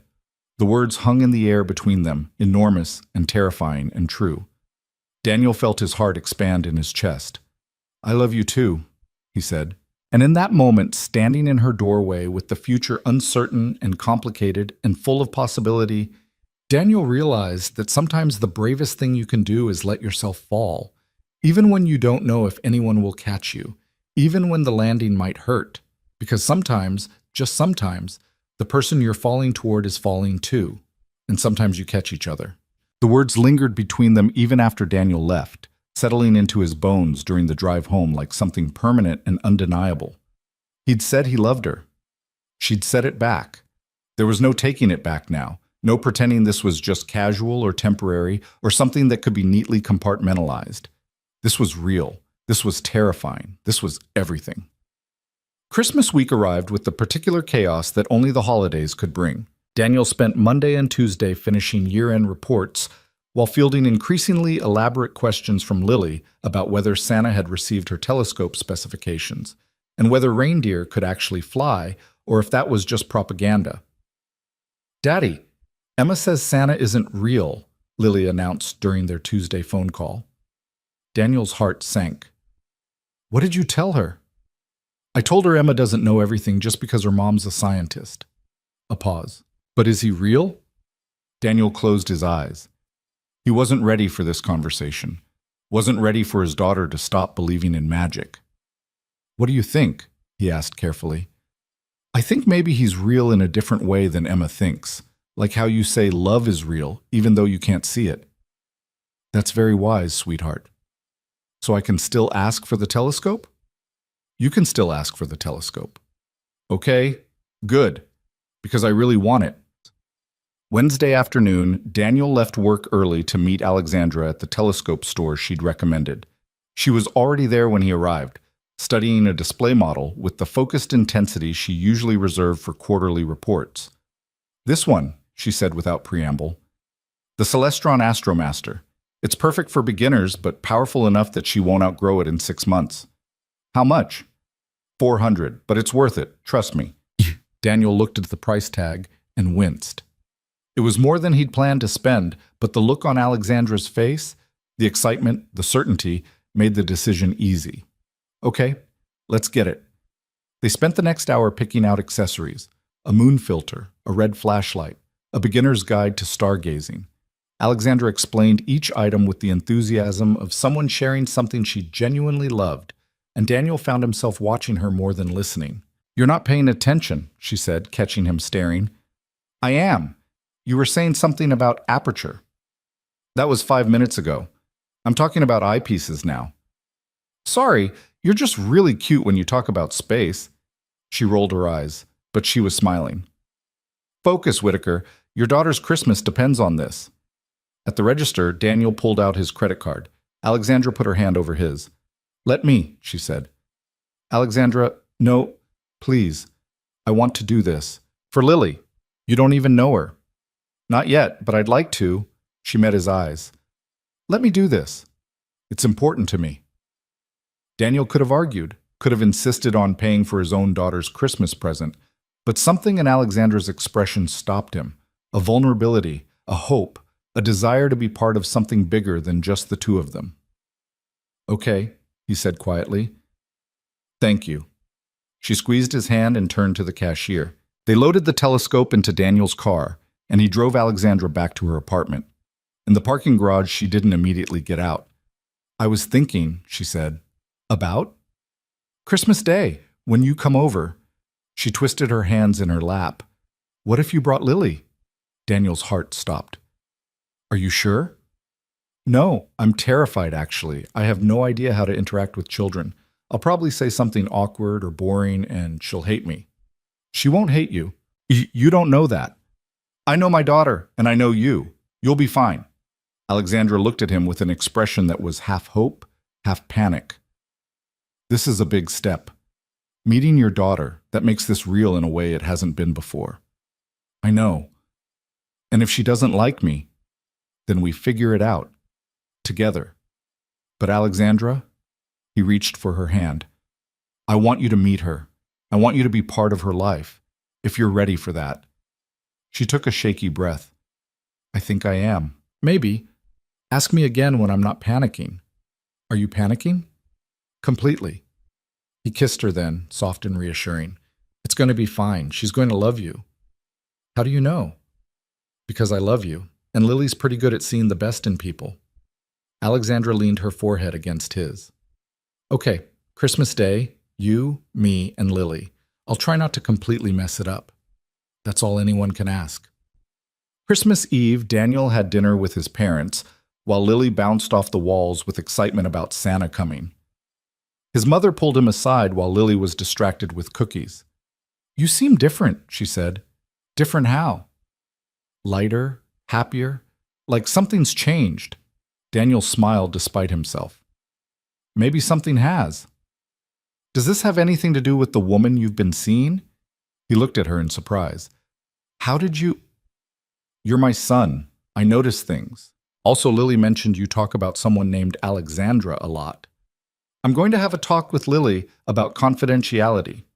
His mother laughed. Tell me about her. So he did. Not everything. Not the cancer, not the complications at work, but enough. The basics. The important parts. The way Alexandra challenged him and saw him and made him want to be braver than he was. She sounds wonderful, his mother said when he finished. She is. And you're bringing her to meet Lily? Tomorrow, Christmas Day. That's a big step, Daniel. I know. But it feels right. She feels right. His mother hugged him tight. Then I'm happy for you, sweetheart. You deserve someone who chooses you. Thanks, Mom. That night, Daniel assembled the telescope in his apartment, following Alexandra's texted instructions and cursing quietly when he couldn't figure out the finder scope. Finally, at 11:30, he had it set up. A beautiful piece of equipment that was going to make his daughter's Christmas morning absolutely perfect. He took a photo and sent it to Alexandra. Mission accomplished. She's going to lose her mind. The response came immediately. You did great. Get some sleep. Big day tomorrow. Nervous? Completely terrified. You? Same. But the good kind of terrified. Is there a good kind? Yeah. The kind that means something matters. 3 dots appeared and disappeared several times. Finally, I love you. I love you too. See you tomorrow. See you tomorrow. Daniel fell asleep thinking about the next day, about Lily meeting Alexandra, about the strange and beautiful way his life had rearranged itself into something he never could have predicted. Christmas morning, Lily's scream of joy when she saw the telescope was worth every penny. She immediately dragged it to the window, trying to look at the sun before Daniel hastily explained why that would permanently blind her. We'll set it up properly tonight, he promised, after we get back from our Christmas plans. What Christmas plans? We're having dinner with a friend of mine. Her name is Alexandra. Lily's eyes went wide. The telescope lady? Yes, she helped me pick it out. Is she your girlfriend? Daniel paused. They'd never explicitly defined what they were, but girlfriend seemed both inadequate and accurate. Yeah, he said. She is. Cool. Can we bring her cookies? Grandma says you always bring cookies when you meet someone important. That's a good idea. We'll stop and get some on the way. They arrived at Alexandra's apartment at 2 p.m., Lily clutching a box of fancy cookies from the bakery and asking approximately 60 questions per minute. Does she really have a telescope? Is it bigger than mine? Does she know about black holes? Can we look at the moon tonight? Dad, what if she doesn't like me? She's going to love you, sweetheart. But what if... The door opened. Alexandra stood in the doorway wearing jeans and a soft gray sweater, her hair down, looking more nervous than Daniel had ever seen her. She looked from Daniel to Lily and smiled tentatively. Hi, she said. Hi, Lily said, suddenly shy. I'm Lily. I brought cookies. I love cookies. Come in. They stepped inside and Daniel watched as Alexandra crouched down to Lily's eye level. Your dad tells me you're interested in astronomy, Alexandra said. Lily nodded enthusiastically. I want to be an astronaut, or maybe a scientist who studies black holes. I haven't decided yet. Those are both excellent choices. Have you heard about neutron stars? A little bit. Aren't they really dense? Incredibly dense. A teaspoon of neutron star material would weigh about 1 billion tons on Earth. Lily's eyes went enormous. That's so cool. Can we see them with telescopes? Some of them, yes. We can look tonight if you want. I have charts.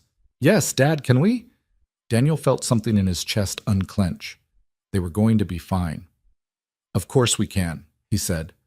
The afternoon unfolded with an ease that surprised everyone. Alexandra gave Lily a tour of her telescope setup, explaining constellations and celestial mechanics with the patience of someone who genuinely enjoyed sharing knowledge. Lily asked 1,000,000 questions, and Alexandra answered every single one without once talking down to her.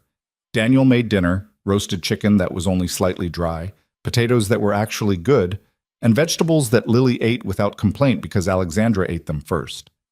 This is really good, Alexandra said. You don't have to lie. I'm not. I told you I can't cook. This is legitimately better than anything I could make. The bar is pretty low. Hey, she threw a dinner roll at him. Lily giggled. Did you just throw food? He deserved it, Alexandra said seriously. Mom says we're not supposed to throw food. Your mom is absolutely right. I apologize. That was poor role modeling. But she was smiling, and Lily was smiling, and Daniel felt like his heart might burst from the simple perfection of the moment. After dinner, they set up both telescopes on Alexandra's balcony. The city lights made viewing difficult, but they could still see the moon in stunning detail, and Lily gasped when she saw the craters up close. It's so beautiful, she whispered. It is, Alexandra agreed. And that's just our moon. Imagine what else is out there. Have you ever wanted to go to space? Every day. But I'm too old to be an astronaut now, so I live vicariously through people like you. I'll send you pictures when I get there, Lily said seriously. I'd like that very much. They stayed outside for 2 hours, looking at stars and planets and talking about the vastness of the universe. Eventually, Lily started yawning, and Daniel knew it was time to go. Can we come back? Lily asked as they were packing up. Alexandra glanced at Daniel, then back to Lily. I'd really like that. Good. Because you're really cool. And you know a lot about space. Thank you, Lily. You're pretty cool yourself. In the car on the way home, Lily was quiet for a long time. Then she said, Dad? Yeah, sweetheart? I really like Alexandra. I'm glad. Are you going to marry her? Daniel nearly swerved into the next lane. Lily, we've only been dating a few months. But do you love her? I do. And does she love you? She does. Then you should marry her. That's what people do when they love each other. It's a little more complicated than that, sweetheart. Why? Daniel didn't have a good answer for that. Why was it more complicated? Because of work? Because of timing? Because they were both scared and broken and still figuring out how to be whole? Sometimes grown-ups need more time to be sure, he said finally. Okay, but I think you should marry her. She's nice and she knows about space and she didn't get mad when I accidentally touched her expensive telescope. That's a pretty good list of qualifications. I know, I'm very wise. Daniel laughed and Lily fell asleep before they made it home, her head against the window, her new telescope secured in the trunk.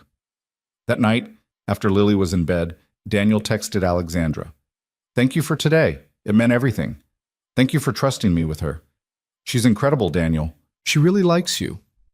The feeling is mutual. She's smart and curious and so full of life. She asked if I was going to marry you.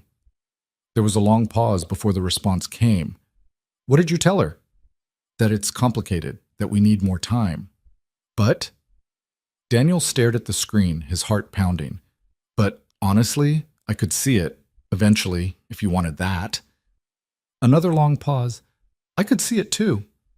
And that terrifies me. Why? Because I've never wanted that before. Never let myself want it. And now I do, and I don't know how to handle that. We don't have to figure it all out tonight. I know. But Daniel, yeah? I want to figure it out, eventually, with you. Daniel fell asleep with his phone in his hand, those words replaying in his mind like a promise. The week between Christmas and New Year's was strange and suspended, like the whole world was holding its breath. Daniel had Lily for New Year's Eve, and Alexandra was swamped with year-end financial reports, so they mostly texted and talked on the phone. But the dynamic had shifted. They'd crossed some invisible threshold on Christmas Day, and now every conversation felt weighted with possibility. New Year's Eve, Daniel made pancakes for dinner because Lily insisted that breakfast for dinner was festive. They watched movies and built a pillow fort and stayed up until midnight when Lily fell asleep 10 minutes before the ball dropped. Daniel carried her to bed, kissed her forehead, and checked his phone. A text from Alexandra, sent at exactly midnight. Happy New Year. Here's to new beginnings. He texted back. Happy New Year. I'm glad I'm beginning it with you. Me too. I love you. I love you too. The new year arrived with both hope and complications. January brought freezing temperatures, a string of difficult client meetings, and increasing tension at the office about Daniel and Alexandra's relationship. The gossip had been relatively quiet through the holidays, but now people were paying attention, noticing how they looked at each other in meetings, commenting on how Daniel's performance reviews might be biased. questioning whether it was appropriate for the CEO to be dating a subordinate. Linda Martinez pulled Daniel aside one Friday afternoon. "We need to talk," she said. They went to an empty conference room. Linda closed the door and turned to face him. "The board is concerned," she said without preamble. "About what?" "About your relationship with Alexandra, about the optics, about potential conflicts of interest." Daniel's jaw tightened. "My relationship with Alexandra hasn't impacted my work or hers. That's not how it looks from the outside." "Then the outside needs better glasses." "Don't be flippant about this, Daniel. This could seriously damage her reputation. Or maybe people need to accept that she's allowed to have a personal life." Linda sighed. "Look, I like you, and I like Alexandra, but this is a problem whether you want to admit it or not. She's up for a major promotion, regional director position, that would make her one of the most powerful people in the company. The board is reconsidering because of this relationship." Daniel felt cold. "They can't do that." "They can absolutely do that, especially if they think her judgment is compromised." "Her judgment isn't compromised." "Then prove it. Either end the relationship or one of you needs to leave the company." The words hit like a physical blow. "You're not serious." "I'm completely serious. The board is meeting next week. They're going to make a decision. I'm giving you advance warning so you and Alexandra can get ahead of this." Linda left, and Daniel sat alone in the conference room, his mind racing. This was exactly what he'd been afraid of. The relationship costing Alexandra everything she'd worked for. The complications destroying the life she'd built. He should have known better. Should have stayed away. Should have kept things professional, but it was too late for should-haves. He texted Alexandra. "We need to talk, tonight." She called immediately. "What's wrong?" "Linda just cornered me. The board is concerned about us." "I know. They called me this morning." "Why didn't you tell me?" "Because I was trying to figure out how to handle it before involving you." "Alexandra, we're in this together." "I know. Can you come over? We should talk in person. I'll be there in 20 minutes. He drove to her apartment with his heart in his throat, playing out every possible scenario. They could end the relationship. They could go public and weather the storm. He could quit and find another job. She could turn down the promotion. Every option felt impossible. Alexandra opened the door looking exhausted. Her hair was pulled back and she was wearing yoga pants and an old sweatshirt, the most casual he'd ever seen her look. "Hey," she said. "Hey." They sat on the couch, and Alexandra pulled her knees to her chest. "They're giving me an ultimatum," she said. "End the relationship or withdraw from consideration for the regional director position. That's not fair. It's business. They're worried about optics, about shareholders, about the precedent it sets." "What do you want to do?" She looked at him with tears in her eyes. "I don't know. This promotion, it's everything I've worked toward for 15 years. It's the culmination of my entire career. But I love you, and I don't want to lose you for a job title." Daniel's chest ached. "You shouldn't have to choose." "But I do. We both do." They sat in silence for a long moment. "What if I quit?" Daniel said finally. "No." "Alexandra, you've worked too hard for this. I can find another job." "And then what? You resent me forever for derailing your career, for making you give up a job you're good at?" "I wouldn't resent you. Maybe not now, but eventually." She wiped her eyes. "This is impossible. Every option hurts someone." Daniel took her hand. "Then let's think about it differently. What matters most to you? You, this, us. And what matters most to me is you being happy, you thriving, you getting the recognition you deserve. So what are you saying?" "I'm saying maybe there's a third option. What if we go public? Really public. Make it clear this relationship is serious and permanent. Show the board we're not just fooling around." Alexandra looked at him carefully. "How serious are we talking?"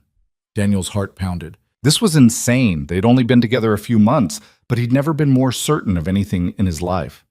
"Marry me," he said. Alexandra's eyes went wide. "What?" "Marry me. Not because of the board or the job or the optics. Marry me because I love you and I want to spend my life with you, and because Lily already thinks you're the coolest person in the world. Daniel, we can't get married just to solve a workplace problem.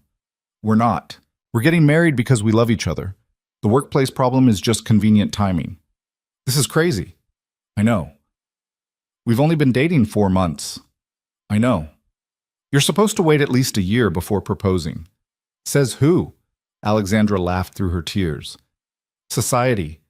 Every relationship expert ever. Common sense. When have we ever done anything the conventional way? She looked at him for a long moment, and Daniel could see her brain working, calculating risks, weighing options, trying to logic her way through something that couldn't be logicked. Stop thinking, he said gently. Just feel. What does your heart say? My heart says yes, she whispered. My heart says I want this more than I've ever wanted anything. Then say yes. What about Lily? Shouldn't you talk to her first? I already know what she'll say. She told me on Christmas that I should marry you. She's 8. She's wise beyond her years. Alexandra laughed again, then sobered. Are you absolutely sure about this? Because if we do this, there's no going back. We're all in. Daniel pulled her close. I've been all in since the day you asked me to drive you to chemotherapy. I just didn't know it yet. That's very romantic. I'm occasionally romantic. Ask me properly. With words. Daniel got down on one knee on her living room floor, still holding her hand. Alexandra Reed, he said, you're brilliant and difficult and you can't cook, and you know more about space than anyone I've ever met. You've been through hell and came out stronger. You let me in when you could have stayed closed off forever. You love my daughter and you make me want to be braver than I am. Will you marry me? She pulled him up and kissed him hard. Yes, she said against his mouth. Yes, I'll marry you. They held each other on the couch, while the city lights sparkled outside, both of them crying and laughing and terrified and certain all at once.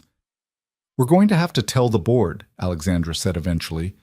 Let them try to argue with an engagement. They're going to say we're rushing into this. Let them. We know the truth. She pulled back to look at him. What is the truth? The truth is that sometimes the right person shows up at exactly the wrong time, and you can either let timing ruin it, or you can choose each other anyway. I choose you, Alexandra said. I choose you too.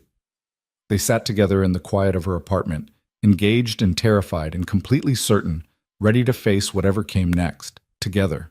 The morning after the proposal, Daniel woke up in Alexandra's bed with sunlight streaming through the windows and the distinct feeling that he'd either made the best or most impulsive decision of his life.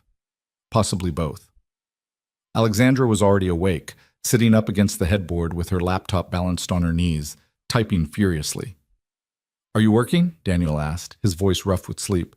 I'm drafting our statement for the board meeting. It's 7 a.m. on a Saturday. The meeting is Monday. I need to be prepared. Daniel sat up and gently closed her laptop. We need to tell Lily first. Alexandra's fingers froze on the keyboard. Right, of course. When?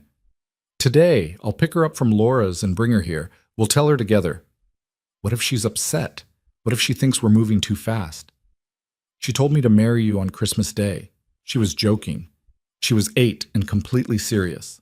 Daniel took Alexandra's hand. She's going to be happy. Trust me. But when he picked Lily up that afternoon, his confidence wavered. His daughter climbed into the car, chattering about a sleepover at her friend Emma's house, and Daniel realized he was about to fundamentally change her life again. She'd already been through one divorce, one family falling apart. Was he being selfish, jumping into another marriage so quickly? Dad, you're doing the thing again, Lily said from the back seat. What thing? The thing where you disappear into your head and stop listening. Sorry, sweetheart, I was just thinking. About what? About something important I need to talk to you about. Lily's expression turned serious. Am I in trouble? No, nothing like that. He pulled into a parking spot outside Alexandra's building. Remember how you met Alexandra on Christmas? Yeah, she's really cool. Well, I asked her to marry me, and she said yes. Lily was silent for exactly 3 seconds. Then she unbuckled her seatbelt and launched herself at him from the back seat, wrapping her arms around his neck. Really? You're really getting married? Daniel laughed, relief flooding through him. Really? When? Can I be in the wedding? Can I wear a fancy dress? Does this mean Alexandra will be my stepmom? Slow down. One question at a time. But Dad, this is so exciting. I told you to marry her. I know you did. I'm very wise. You are? Lily pulled back, her expression suddenly serious again. Does Mom know? Not yet. I wanted to tell you first. She's going to be okay with it, right? Daniel's chest tightened. He'd been so focused on the board meeting and Alexandra's career that he hadn't fully processed how Laura would react. I think so, he said carefully. Your mom wants me to be happy. And Alexandra makes you happy? Very happy. Then Mom will understand. Lily grabbed her backpack. Come on! I want to congratulate her. They rode the elevator up to Alexandra's apartment, Lily practically vibrating with excitement. When Alexandra opened the door, Lily immediately threw her arms around her waist. Congratulations, she shouted. You're going to be my stepmom. Alexandra looked stunned, her arms awkwardly hovering before she gently hugged Lily back. Over Lily's head, her eyes met Daniel's, wide with emotion. Thank you, Lily, she said quietly. Can I help plan the wedding? I'm really good at planning things. Emma says I'm bossy, but I prefer organized. I would love your help. Excellent. First, we need to talk about the dress. Are you thinking traditional white or something more modern? Because I saw this picture in a magazine of a dress with stars on it, and I think that would be perfect for you since you love space. Daniel watched his daughter and his fiancée, that word still felt surreal, settle onto the couch together, Lily pulling out her phone to show Alexandra wedding dress ideas she'd apparently been collecting. Alexandra listened with genuine interest, asking questions and taking notes on her phone. This was his family now. Broken pieces from different puzzles somehow fitting together into something new and whole. Later that evening, after Lily had fallen asleep on the couch mid-sentence about color schemes, Daniel called Laura. She answered on the third ring. Hey, how's Lily? She's good, asleep on my girlfriend's couch. Your girlfriend's couch? Laura's tone shifted slightly. The one you've been seeing? Yeah, her name is Alexandra, and I need to tell you something. You're scaring me, Daniel. No, it's good. I think it's good. I asked her to marry me. She said yes. Silence. Laura? You there? You're engaged? Her voice was careful, neutral. How long have you been dating? 4 months. 4 months, Daniel, I know how it sounds, but it's right. She's right, and Lily already adores her. Lily's met her? On Christmas, and tonight. Laura, I know this is fast, but are you happy? She interrupted. The question caught him off guard. What? Are you happy? Really happy? Daniel thought about it. About Alexandra's fierce intelligence and terrible cooking, and the way she looked at him like he was someone worth choosing. About Thursday mornings in hospital waiting rooms and conversations that lasted until dawn. About the feeling of coming home to someone who saw every broken piece and stayed anyway. Yeah, he said, I really am. Laura was quiet for a moment. Then I'm happy for you. Honestly, we weren't right for each other, Daniel. We both know that. But if you found someone who is right, that's good. That's really good. Thank you. Just promise me you'll be careful with Lily. She's already been through one divorce. This one's different. I'm sure of it. How can you be sure? Because I'm not the same person I was when we got married. And because Alexandra and I chose each other knowing all the broken parts. We went into this with our eyes open. Okay? He could hear the smile in Laura's voice. Then congratulations. When's the wedding? We haven't figured that out yet. Soon, probably. We have some work complications to sort out first.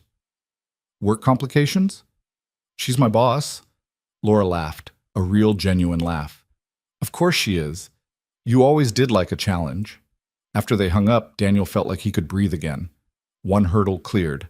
Now for the harder one.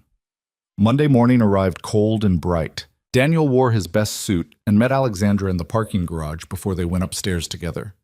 Ready? He asked. No. She straightened his tie even though it was already perfect. But let's do it anyway. The board meeting was scheduled for 10 a.m.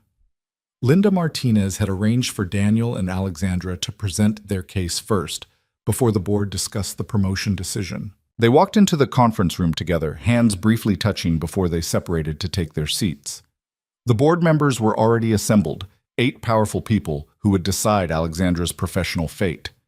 Gerald Thompson, the board member from the holiday party, spoke first. Ms. Reed, Mr. Whitaker, thank you for joining us. I think we all know why we're here. Alexandra stood, composed and professional. Actually, I'd like to address this before we begin. Daniel and I are engaged. We're planning to marry this spring. The room erupted in murmurs. Linda looked shocked. Gerald's eyebrows shot up. Engaged? Gerald repeated. You've been dating for what? A few months? 4 months, Alexandra said calmly. And yes, it's fast, but it's also real and serious and permanent.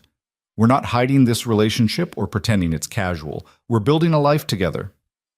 That doesn't address the conflict of interest, another board member said. Then let me address it directly. Daniel will be transferring to our Boston office effective March 1st. He'll report to the regional director there, completely separate from my chain of command. We'll maintain professional boundaries during work hours and full transparency about our relationship. Daniel felt his stomach drop.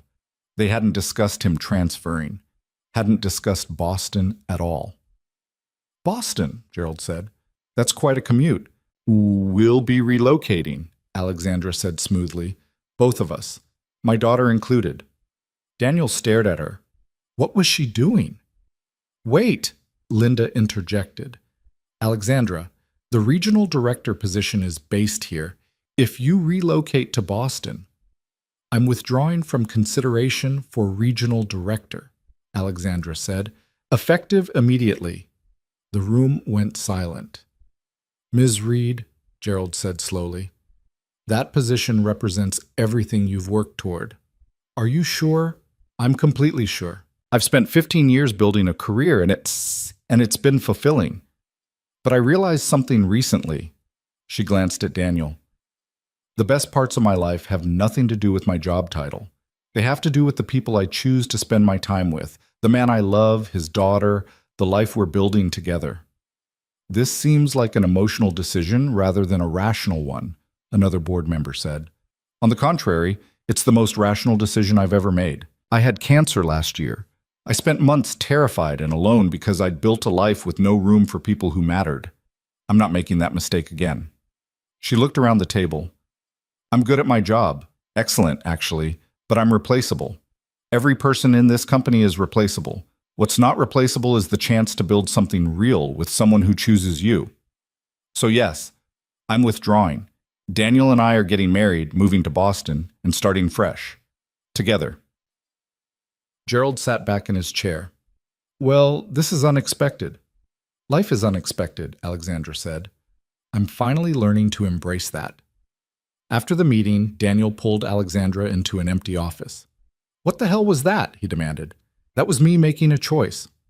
We didn't discuss Boston. We didn't discuss you withdrawing from the promotion. I know. So why? Because I realized something this weekend. She turned to face him fully. That promotion was everything I thought I wanted, but the truth is I was chasing it because I didn't have anything else. No family, no real relationships, just work. Alexandra, let me finish. You and Lily changed that. You gave me something bigger than a job title, something that actually matters. And I'm not going to sacrifice that for a promotion that will just mean longer hours and more pressure and less time with the people I love. Daniel's anger deflated. You're sure about this? I've never been more sure of anything. Besides, Boston has an excellent telescope club. Lily will love it. You really thought this through. I had all weekend to think, and I kept coming back to the same conclusion. I'd rather have a smaller life with you than a bigger life alone. Daniel pulled her close. It won't be smaller, just different. Good different? The best different. They held each other in the empty office, and Daniel realized this was what bravery actually looked like. Not grand gestures or dramatic moments, but quiet choices to prioritize what mattered. To choose love over prestige. To choose together over alone. We need to tell Lily, he said, about Boston. Tonight, we'll tell her together. That evening, they sat Lily down in Alexandra's living room, soon to be their living room, and explained the plan. Boston, new jobs, a fresh start. Lily listened carefully, her expression serious. Will I have to change schools? She asked. Yes, Daniel said, but we'll find a really good one, with a strong science program. Will I still see Mom? Of course. We'll work out a schedule, holidays and summers and regular visits. What about Emma? You can video chat and visit. Lily was quiet for a moment, processing. Then she looked at Alexandra. Does Boston have good places to look at stars? Alexandra smiled. Some of the best on the East Coast. Okay, then I'm in, but I get to help decorate my new room. Deal. Just like that. Kids had a way of adapting that adults had forgotten, of focusing on what mattered instead of what was changing. The next few months were a blur of planning, wedding plans and moving plans and job transitions all happening simultaneously. Alexandra gave her notice, trained her replacement, and wrapped up 15 years at Halcyon Capital with grace and professionalism. Daniel coordinated the transfer to Boston, found them a house with a backyard and good schools nearby, and navigated the logistics of joint custody with Laura. They decided on a small wedding in April. Immediate family only, no corporate politics, just the people who mattered. Alexandra's oncologist gave her 6-month scan results in March. Still clear, still cancer-free. The relief was palpable, and that night Alexandra cried in Daniel's arms for 20 minutes straight. I'm going to live, she kept saying. I'm actually going to live and have a life and get married and be a stepmom and watch Lily grow up. You are, Daniel said, holding her tight. You absolutely are. The wedding took place on a Saturday in late April at a small countryside venue 2 hours outside the city. Spring flowers everywhere, warm afternoon sunlight, exactly 23 guests. Lily was the flower girl, wearing a dress with tiny embroidered stars that she'd picked out herself. Laura came, gracious and kind, hugging Alexandra before the ceremony. Take care of him, Laura said quietly. And Lily. I will, Alexandra promised. I absolutely will. Daniel's parents were there, his mother crying happy tears, a few close friends from work, and standing beside Alexandra as her maid of honor was Linda Martinez, who'd become an unexpected ally through the whole process. Ready? Linda asked as they waited to walk down the aisle. Terrified, Alexandra admitted. That's how you know it matters. Did you ever think I'd get married again? Honestly, no. You were too closed off, too afraid. Linda smiled. But then you met someone who didn't let you hide. Someone who chose you anyway. I got lucky. You got brave. There's a difference. The ceremony was simple and beautiful. Daniel waited at the altar watching Alexandra walk toward him, and something in his chest expanded so much it almost hurt. This woman. This brilliant, difficult, extraordinary woman who'd faced cancer and career complications and her own fear to be here. Who'd chosen him and his daughter in a life that was messy and complicated and real. The officiant asked them to share their vows. Alexandra went first, her voice steady despite the tears in her eyes. Daniel, when I met you, I was so closed off, I didn't even realize how alone I was. I'd built walls so high I convinced myself they were protecting me, but they were just isolating me. You saw through all of that. You chose to show up for chemotherapy appointments, for difficult conversations, for moments when I was too scared to ask for help. You taught me that being vulnerable isn't weakness, that letting someone in isn't losing control. It's finding partnership, finding home. She took a breath. I promise to choose you every day, to show up, to be brave enough to let you see all of me, even the parts I want to hide, to build a life with you and Lily that's about more than just surviving, about actually living. Daniel's throat was tight, but he managed his own vows. Alexandra, the morning after my divorce, I sat in a parking garage thinking my life was over, that the best parts were behind me, that I'd failed at the one thing that was supposed to last forever. And then you walked into my office and saw something in me I couldn't see in myself. You gave me purpose when I needed it. You challenged me to be braver. And when I finally got brave enough to fall for you, you caught me. He smiled through tears.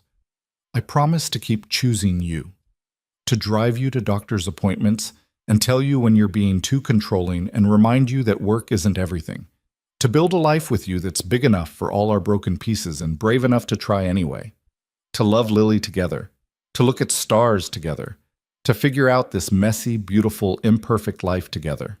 There wasn't a dry eye in the crowd. The officiant pronounced them married and they kissed while everyone applauded. Lily cheered the loudest. The reception was casual and warm, good food, dancing, speeches that were funny and touching. Daniel's father toasted to second chances. Linda toasted to choosing bravery. Lily gave a surprisingly eloquent speech about how she always knew they should get married, and she was very wise. As the sun set, Daniel and Alexandra snuck away to a quiet corner of the garden. "We did it," Alexandra said, leaning against him. "We did. I'm married. To you. That's still surreal. Regrets?" "None. You?" "Not even one." They stood together watching the sunset paint the sky in shades of gold and pink. "What happens now?" Alexandra asked. "Now we move to Boston, start new jobs, raise Lily, figure out married life." "That sounds terrifying and wonderful." "Most good things are." She turned to look at him. "Thank you." "For what?" "For not giving up on me. For seeing me when I was too scared to be seen. For choosing me every day even when I made it difficult. Thank you for letting me in. For being brave enough to build this with me." They kissed as the sun dipped below the horizon, and somewhere in the distance they could hear Lily laughing, the sound of music, the celebration of a new beginning. 6 months later, they were settled in Boston. Alexandra had a new position at a smaller investment firm where she had better hours and less pressure. Daniel thrived in his new role, finally out from under the complication of reporting to his wife. Lily started at a new school and immediately found a group of science-minded friends. She joined the astronomy club and declared Boston pretty good, but not as cool as she thought it would be, except for the telescope stuff, which is excellent. They bought a house with a deck where they set up both telescopes. Most clear nights, all 3 of them would be outside, looking at stars and planets, Lily asking endless questions while Alexandra patiently explained orbital mechanics and the life cycle of stars. Alexandra's 9-month scans came back clear, then her 12-month scans. Each time, the relief was enormous and the celebration was quiet. Just the 3 of them, together, grateful for more time. One evening in October, almost a year after the wedding, Daniel found Alexandra standing on the deck alone, looking up at the sky. "Hey," he said, wrapping his arms around her from behind. "What are you thinking about?" "My mother." "Yeah?" "She told me she wished she'd built a different kind of life. One where the people around her deathbed were there because they wanted to be." "I remember you telling me that." Alexandra turned in his arms to face him. "I built that life. The one she wanted, people who choose to be here, who show up not because they have to, but because they want to." "You did." "I couldn't have done it without you." "Sure you could have. You just needed someone to show you it was possible." She kissed him softly. "When I die, hopefully many, many years from now, I won't die alone. I'll die surrounded by people who chose to be there. You, Lily. Maybe other people we haven't even met yet. That's everything." "That's everything," Daniel agreed. They stood together on the deck under the stars, and Daniel thought about the journey that had brought them here. From a parking garage where he thought his life was over, to this moment, married to an extraordinary woman, raising a brilliant daughter, building a life that was messy and complicated and real. Sometimes the quietest moments changed everything. A woman asking a man to drive her to chemotherapy, a CEO seeing past her own walls long enough to let someone in, a little girl insisting that anyone with a telescope was worth marrying. Small moments, quiet choices, whispered possibilities that grew into something permanent. The following spring, Alexandra's 2-year scans came back clear. Officially, statistically, she was considered cured. They celebrated with Lily at their favorite restaurant and afterward walked through the park near their house. The trees were blooming, everything green and alive with new growth. "I have something to tell you both," Alexandra said as they sat on a bench overlooking a pond. Daniel's heart jumped. "What is it?" "I've been thinking about expanding our family." "Like a dog?" Lily asked hopefully. "Because I've been very good about feeding the fish, and I think I'm ready for more responsibility." Alexandra laughed. "Maybe a dog, but I was thinking bigger." Daniel stared at her. "Are you saying I talked to my doctor. She said with my cancer history, pregnancy would be risky but possible. And I know I'm 43, which is old for a first-time mother, but you want to have a baby?" Daniel interrupted. "I want to try. If you want to. I know it's a lot, and we already have Lily and—" He kissed her, cutting off the anxious ramble. "Yes," he said when they pulled apart. Absolutely yes, Lily squealed. I'm going to be a big sister? Maybe, Alexandra said carefully, if it works out. There are no guarantees. It'll work out, Lily said confidently, because you're very determined, and determination is important. Is that so? That's so. Also, can we get a dog regardless, because I really think I'm ready. They laughed, and Daniel pulled both of them close, his wife, his daughter, his family, and felt overwhelmingly grateful for every choice that had led them here. 6 months later, Alexandra was 3 months pregnant and cautiously optimistic.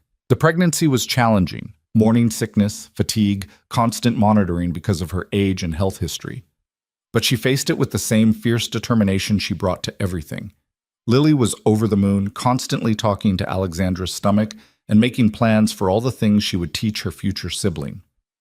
"I'll teach them about space," she announced one dinner, "and math, and how to properly use a telescope, and maybe some philosophy." "Philosophy?" Daniel asked. "Emma's mom says it's important to question everything, so I'm going to teach the baby to question everything." "That sounds like a recipe for a very difficult toddler," Alexandra said, but she was smiling. They also got a dog, a rescue mutt named Galileo, who Lily insisted was scientifically proven to be the best dog ever. Life was chaotic and beautiful, and nothing like what Daniel had imagined when he sat in that parking garage 2 years ago.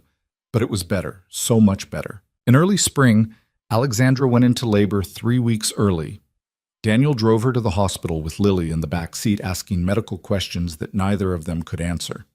14 hours later, they welcomed Emma Rose Whitaker, named after Lily's best friend and Alexandra's favorite poet. Alexandra held their daughter and cried, and Daniel took a photo of the three of them, his wife exhausted and beautiful, Lily carefully cradling her new sister, the tiny baby with Alexandra's nose and a full head of dark hair. "We did it," Alexandra whispered. "You did it," Daniel corrected. "You were incredible." "I'm terrified. I have no idea how to be a mother." "Neither did I when Lily was born. We'll figure it out together." Lily leaned over to look at baby Emma. "She's so small and wrinkly. Are babies supposed to be wrinkly?" "Very normal," Daniel assured her. "Okay, I love her anyway."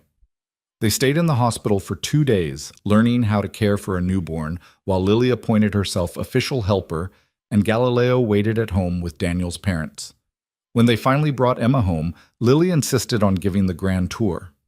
"This is your room," she told the sleeping baby. "It used to be the guest room, but now it's yours. And this is the deck where we look at stars.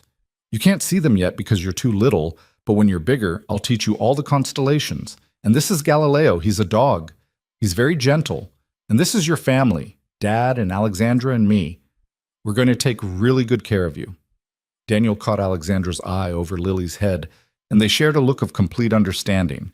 This was their family, blended and complicated and perfect in its imperfection. 2 years later, Emma was a toddler with Alexandra's stubborn determination and Daniel's easy smile.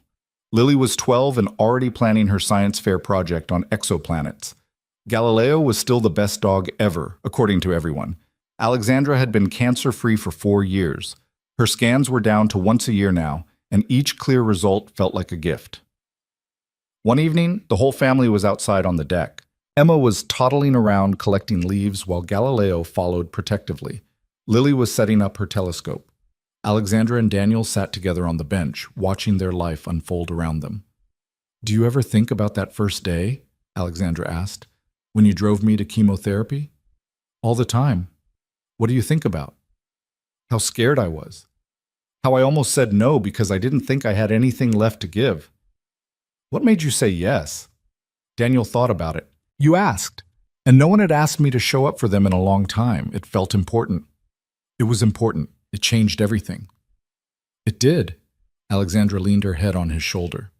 "My mother was right. The kind of life you build matters more than anything else. The people who choose to show up, who stay. You built a good life, Alexandra." "We built a good life," Lily called out from the telescope. "Dad, Alexandra, come look. You can see Saturn's rings." Emma toddled over, demanding to be picked up. "See? See." Daniel scooped her up, and they all gathered around the telescope, Lily explaining what they were looking at, Emma pointing at the sky and giggling, Galileo sitting patiently beside them. Alexandra looked through the telescope and smiled. "It's beautiful," she said. "It is," Daniel agreed, but he wasn't looking at Saturn.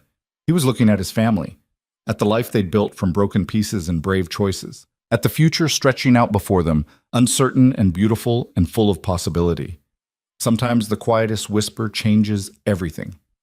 A simple request in a hospital parking lot, a choice to show up, a decision to stay. And slowly, carefully, deliberately, those whispers became something permanent, something real, something worth building a life around. Daniel Whitaker had sat in a parking garage 2.5 years ago, believing the best parts of his life were behind him, believing he was broken beyond repair, believing he had nothing left to offer. He'd been wrong about all of it. The best parts weren't behind him. They were right here, in a wife who'd taught him that being vulnerable was strength, in daughters who reminded him daily that the universe was bigger than his problems, in a dog who was scientifically proven to be the best dog ever, in a life that was messy and complicated and absolutely worth every moment of fear it took to build it. "Come here," Alexandra said, pulling him close for a kiss while Lily made exaggerated gagging sounds, and Emma clapped. "I love you," Daniel said. "I love you too." And under the stars, surrounded by the people who had chosen to show up and stay, they held each other and watched the universe spin on, vast and beautiful, and full of quiet whispers that changed everything.